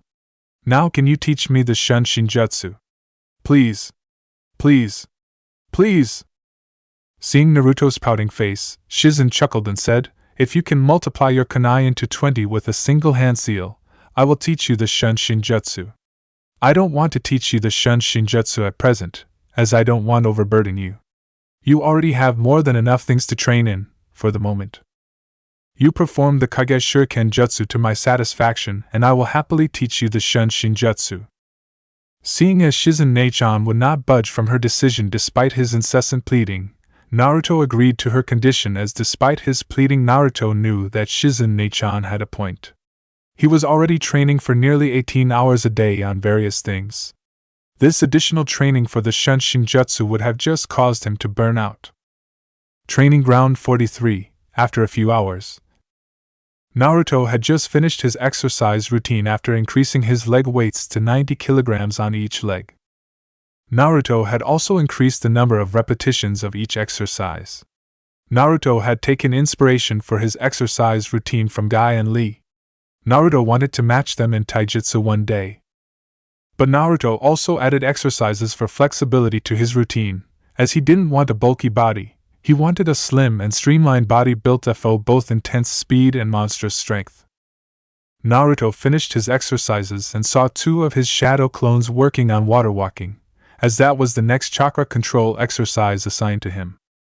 Shizen was surprised when she saw that Naruto had already mastered the tree walking exercise with both hands and legs, but she was proud of him for taking the initiative in his training and assigned him the water walking exercise, first on still water and then on hot water and then on flowing water. Currently Naruto's clones were practicing the water walking exercise on a lake adjacent to the training ground 44. Another two of his clones were working on reducing the hand seals required for the Kage Shuriken Jutsu, by sensing the way chakra was molded in his chakra pathways by each hand seal while using the jutsu, and then attempting to mold his chakra like that without the assistance of a hand seal. His sensory ability came in handy in this situation, and this also helped in improving his sensory ability, as if he mastered this ability to sense how the chakra is being molded by a person, he could learn the nature of the jutsu being used by his opponent even before he uses it on him. He could also use this ability as a Sharingan, without the necessity of needing to see all the hand seals required to copy it. Naruto could copy any jutsu he sees by memorizing the flow of chakra in his opponent, during the usage of the jutsu. Naruto was determined to develop his chakra sensing ability to that level, that it basically became an artificial Sharingan. Naruto decided to work on this project in secret, as Shizen Nei-chan had told him that a good shinobi never revealed all his secrets to anyone. Naruto created a clone to work on his sensing, and continued on his way to the Forest of Death to work on his taijutsu skills with Anko-sensei. As soon as he entered the clearing where they usually sparred, Naruto immediately inclined his head slightly to the left, and caught a kunai thrown at him in his left hand and threw it in the same direction it came from. He was not surprised to see that it was Anko who had attacked him, as this was her method of making sure that Naruto was always on guard. And Naruto had also learned to take this in stride. Anko clapped her hands slowly and said, "Very good, Gaki. You dodged the kunai with minimal movement and attacked in the same movement. You have improved beyond my expectations. But now, it is time to make sure that you don't get a big head. So, time for Anko Nei-chan to thrash you. Get ready, Naruto." Saying this, Anko launched herself at Naruto at high chunin speed. Naruto could follow her with his eyes, as he had become accustomed to high-speed combat, but he knew that he could not hope to dodge her blow as his body was simply not fast enough, especially with the new level he had upgraded his weights to that very morning. So, instead of trying to block or dodge the incoming blow, Naruto simply substituted himself with a log and saw it get cracked from Anko's blow. Naruto immediately launched himself at her with a rising double kick, which she dodged by swaying to the side, and kicking Naruto in the stomach with a side kick, and Naruto allowed his body to roll with the blow to reduce the impact. Naruto then surprised Anko by using the surface sticking exercise to latch onto the legs she had lashed at him and using precise strikes with the kunai to disable both her Achilles tendons, and Naruto immediately substituted himself with another log when she launched a couple of snakes at him from her sleeves after getting over her surprise. The fight progressed better for Naruto from there, as he had limited Anko's movement by disabling her leg movement, but she still managed to beat Naruto with the surprise application of a paralytic poison, when she lured Naruto into coming into her range, when she feigned an opening in her stance, and nicked him with a poisoned kunai she kept in her sleeve. Shizen found Naruto and Enko like that. When she came to give Naruto his breakfast, Naruto still suffering from lingering effects of the poison, which his healing factor had mostly taken care of, and Enko with both her Achilles tendons cut. What the hell happened here? Shizen demanded to know. Enko just laughed and said with amusement in her voice, Gaki surprised me and managed to sever the tendons in my ankles. He would have won the fight if I hadn't tricked him and disabled him using a paralyzing poison of medium concentration, as low-level poisons don't have any effect on him due to his healing factor. I don't know whether I should be proud of him for managing to surprise me and land a blow on me, or be pisses at myself for being tricked by a kid who is not even a genin yet. Shizen shook her head in bemusement and said, so, Naruto finally managed to land a hit on you. Good for him, it only took him 10 days. And I think it is time that I train him in genjutsu detection and dispelling. Do you mind starting him on poison resistance, Enko? Enko shook her head and said, no problem for me. I think it is a good idea to start him on poison resistance, though I think he is already immune to all the low-level ones due to his healing factor. But he will need to be immune to poisons if he fights shinobi belonging to villages like Suna, Kusa or Aim. They are famous for their use of resistance is also a very good idea, as I don't think he knows even how to dispel the most basic of genjutsu. But as he is censor, genjutsu detection will be easy for him, and dispelling them will also be easier for him as he has massive chakra reserves. I don't think low-level genjutsu will even have an effect on him, as it will be like trying to influence an ocean with a drop of water. Due to his massive chakra he will be susceptible to high-level genjutsu, so I will train him to first detect foreign chakra, which should be easy as it is already part of his chakra sensing training. Then I will work with him on various methods of dispelling genjutsu. Meanwhile you can work with him on his poison resistance, as you are much better at that than me, and can heal him in case of an adverse reaction.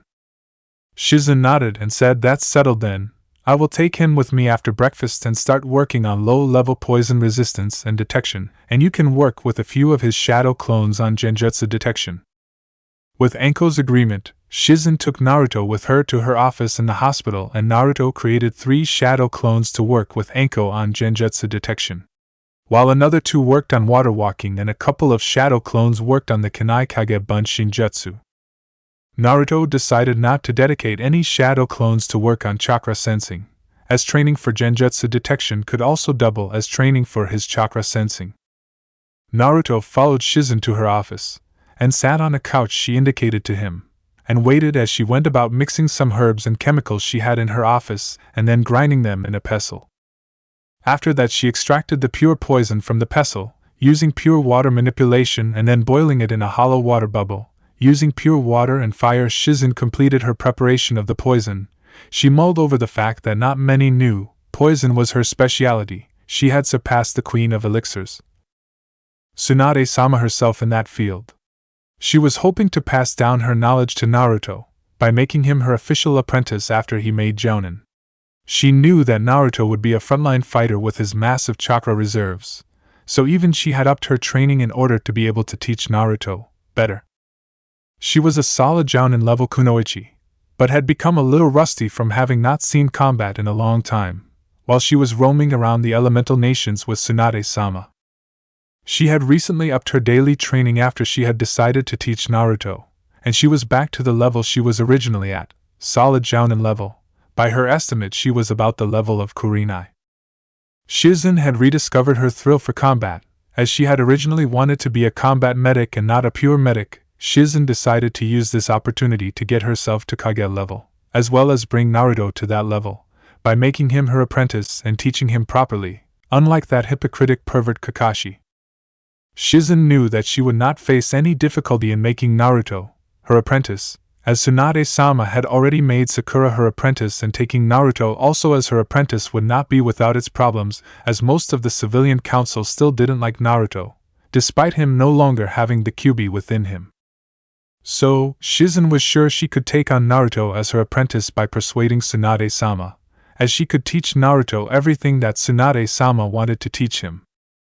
Shizen was also working on bringing up her chakra reserves, which were solid high jounin level up to Kage level, because she knew that a shinobi could become Kage level only by constantly fighting against another Kage level opponent, so Shizen also had taken to sparring with Tsunade-sama daily. Bringing herself out of her musings, Shizen filled the poison in a syringe and stuck it in Naruto's arm, without any prior warning, as she knew that Naruto was deathly afraid of needles, and would make a fuss if she told him in advance. Naruto was definitely not expecting his Neichan to stick an injection syringe into his arm and inject something into his body. Naruto suddenly felt as if his body was out of his control, as he was able to move any of his limbs. As Naruto sat there, paralyzed and unable to move, Shizen sat at her desk and said in a casual tone that Naruto-kun was a paralytic poison of about average strength. It will leave you paralyzed for 3 hours, but with your healing factor I guess it will take your body about an hour to be back under your control.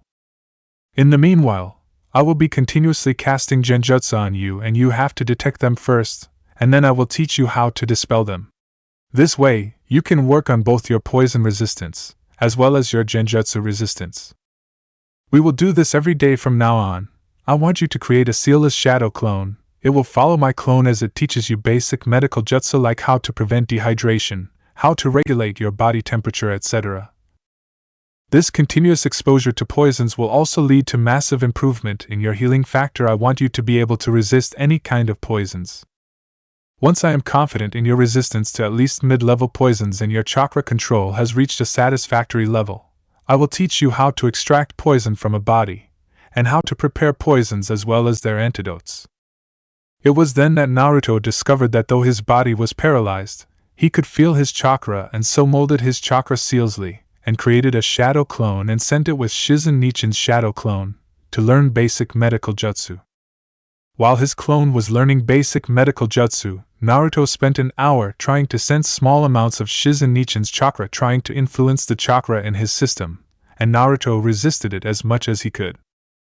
But finally Naruto suddenly saw a scene of Konoha lying in ruins, and all his precious people like Tsunade-ba-chan, Shizen Neichan, I am Neichan, Tuchi Ajizan, Sakura-chan and so other people lying on the ground with what looked to be fatal injuries, and asking him in rasping voice why he didn't save them?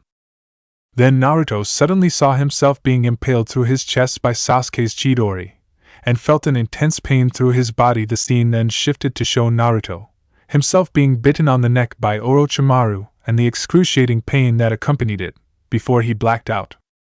The scenes kept repeating and Naruto couldn't respond in any way, as he felt his breaths coming quicker and quicker, and he felt himself sweating like crazy. Suddenly, Naruto could no longer bear this psychological torture and blacked out. Shizen was very pleased with Naruto's quick progress with detecting foreign chakra. It probably helped that she had him become very familiar with his chakra through meditation, so now he could detect foreign chakra easily. Naruto also seemed to be revisiting the lower level genjutsu fairly successfully, but the moment she layered an illusion, she saw him succumb to the genjutsu, hell viewing technique. Shizen was not much worried about this, as it was still just a D-rank genjutsu.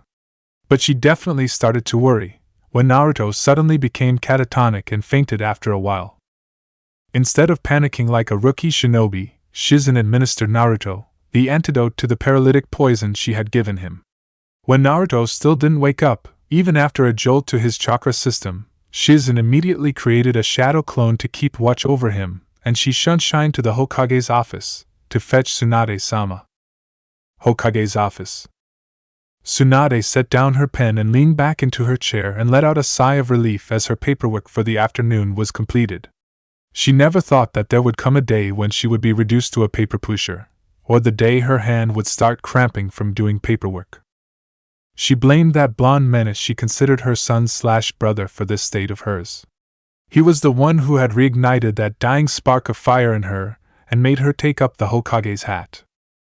But as she watched children play happily without a care in the streets, Tsunade knew that however much she might protest, she was happy that Naruto had managed to convince her to become the Hokage. Preserving that playful smile and childhood of the children was the reason that her grandfather and granduncle had established Konoha. Tsunade was proud to again play a role in keeping Konoha safe. Tsunade would never admit it to anyone, but these past few months had been the most satisfying and happy days she had experienced in nearly 2 decades. Tsunade pulled herself back from her memories and reached into a secret compartment beneath her desk, where she hid her secret stash of sake from Shizen, as Shizen prevented her from drinking when she was in office. One thing she was glad for was that, ever since Shizen had restarted her own training and also training Naruto, she had stopped working as her secretary, so she could drink her sake whenever she wanted. It was usually Sakura who worked as her secretary. As Tsunade lifted a saucer of sake to her lips and took a sip, she suddenly saw Shizen barge into her office. Tsunade spitted out the sake in her mouth, in shock, and tried to defend herself, saying, "Shizen, I was not drinking. I swear!" But Shizen just lifted an eyebrow in question when she saw the saucer and bottle of sake on Tsunade's desk, but didn't comment on it. Ignoring her Shursho's drinking habits for now, Shizen said in an urgent tone, "Tsunade-sama, please hurry to my office. Naruto is not well." Tsunade immediately abandoned her feeble attempts to defend herself and immediately adopted a serious expression and asked in a serious voice, "What happened, Shizen? You are more than capable of healing any injuries he may have suffered." "I was training him in genjutsu detection and dispelling, while simultaneously working on his poison resistance.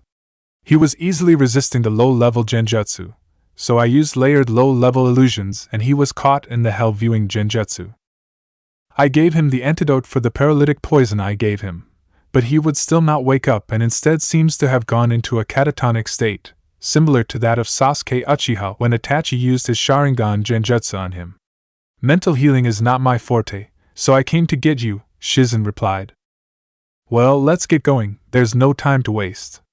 I will summon Inoichi to the hospital to check on Naruto," said Tsunade, and leapt out of her window and rushed away to the hospital. Shizen followed her and A and B went to the TI to summon Inoichi to the hospital according to the Hokage's orders. Shizen's office, hospital wing. On reaching Shizen's office, Tsunade barged inside and saw Naruto in exactly the same position as Shizen had described. He was lying comatose with Shizen's shadow clone keeping watch over his prone form.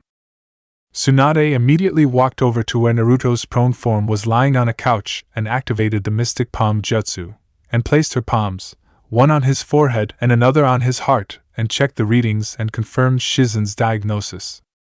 There was nothing physically wrong with his body, but mentally he seemed to be stuck in a loop like in Victims of Itachi's Tsukuyomi. Seeing as the symptoms were similar to when she treated the Uchiha brat after he confronted his brother, she decided to go with a similar treatment.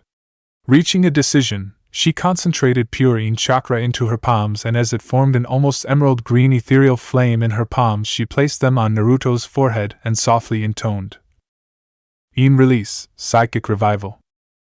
This was a jutsu she had learnt in the Senju clan library, created by her grandfather the Shodame Hokage, to counter the effects of Mangekyo's Sharingan genjutsu used by Madara and his brother Izuna.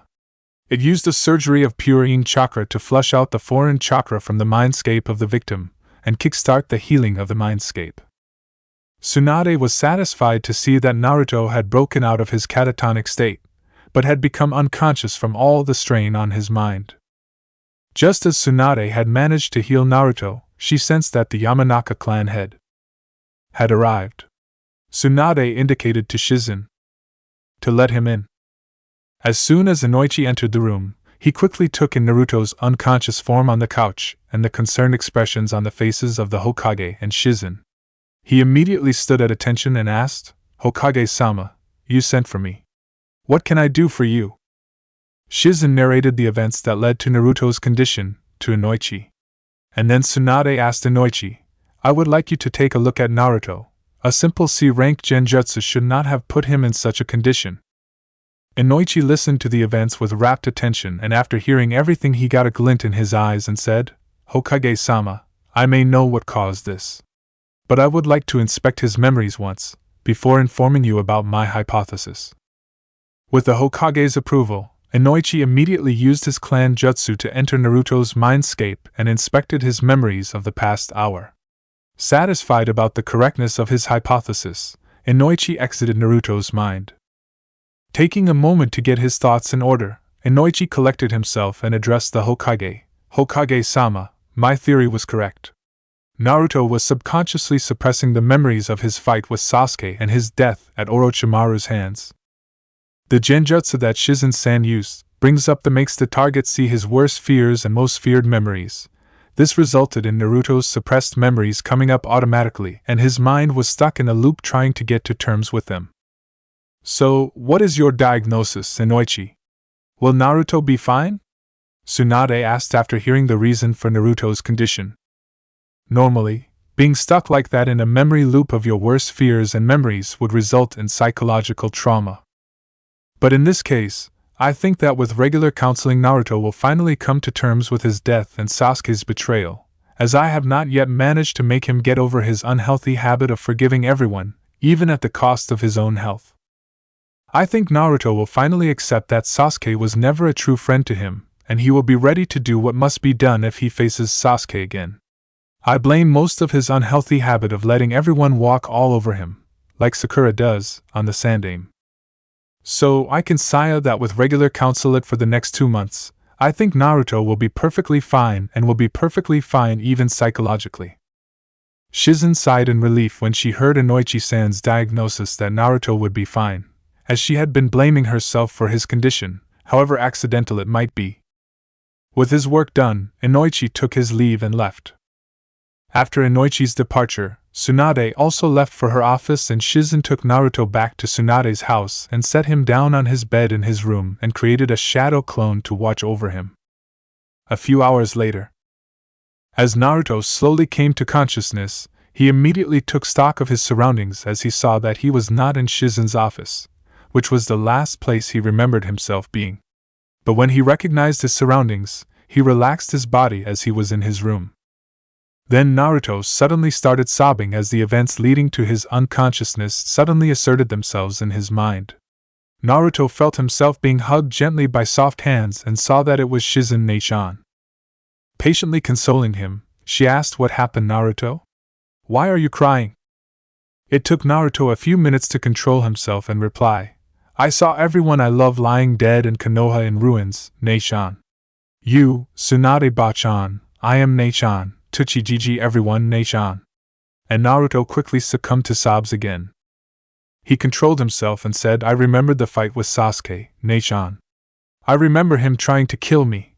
Naruto could no longer delude himself. Watching the same memory hundreds of times continuously has the effect of opening your eyes to the truth, however stubborn you might be.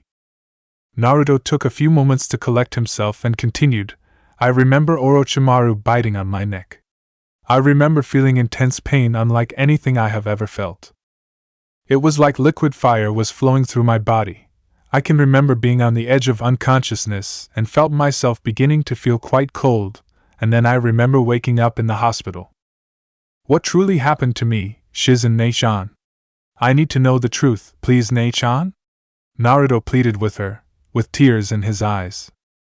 Shizen contemplated Naruto's request for a few seconds, but ultimately decided to inform him of the whole truth, as she believed that Naruto would not completely recover till he came to terms with what happened to him.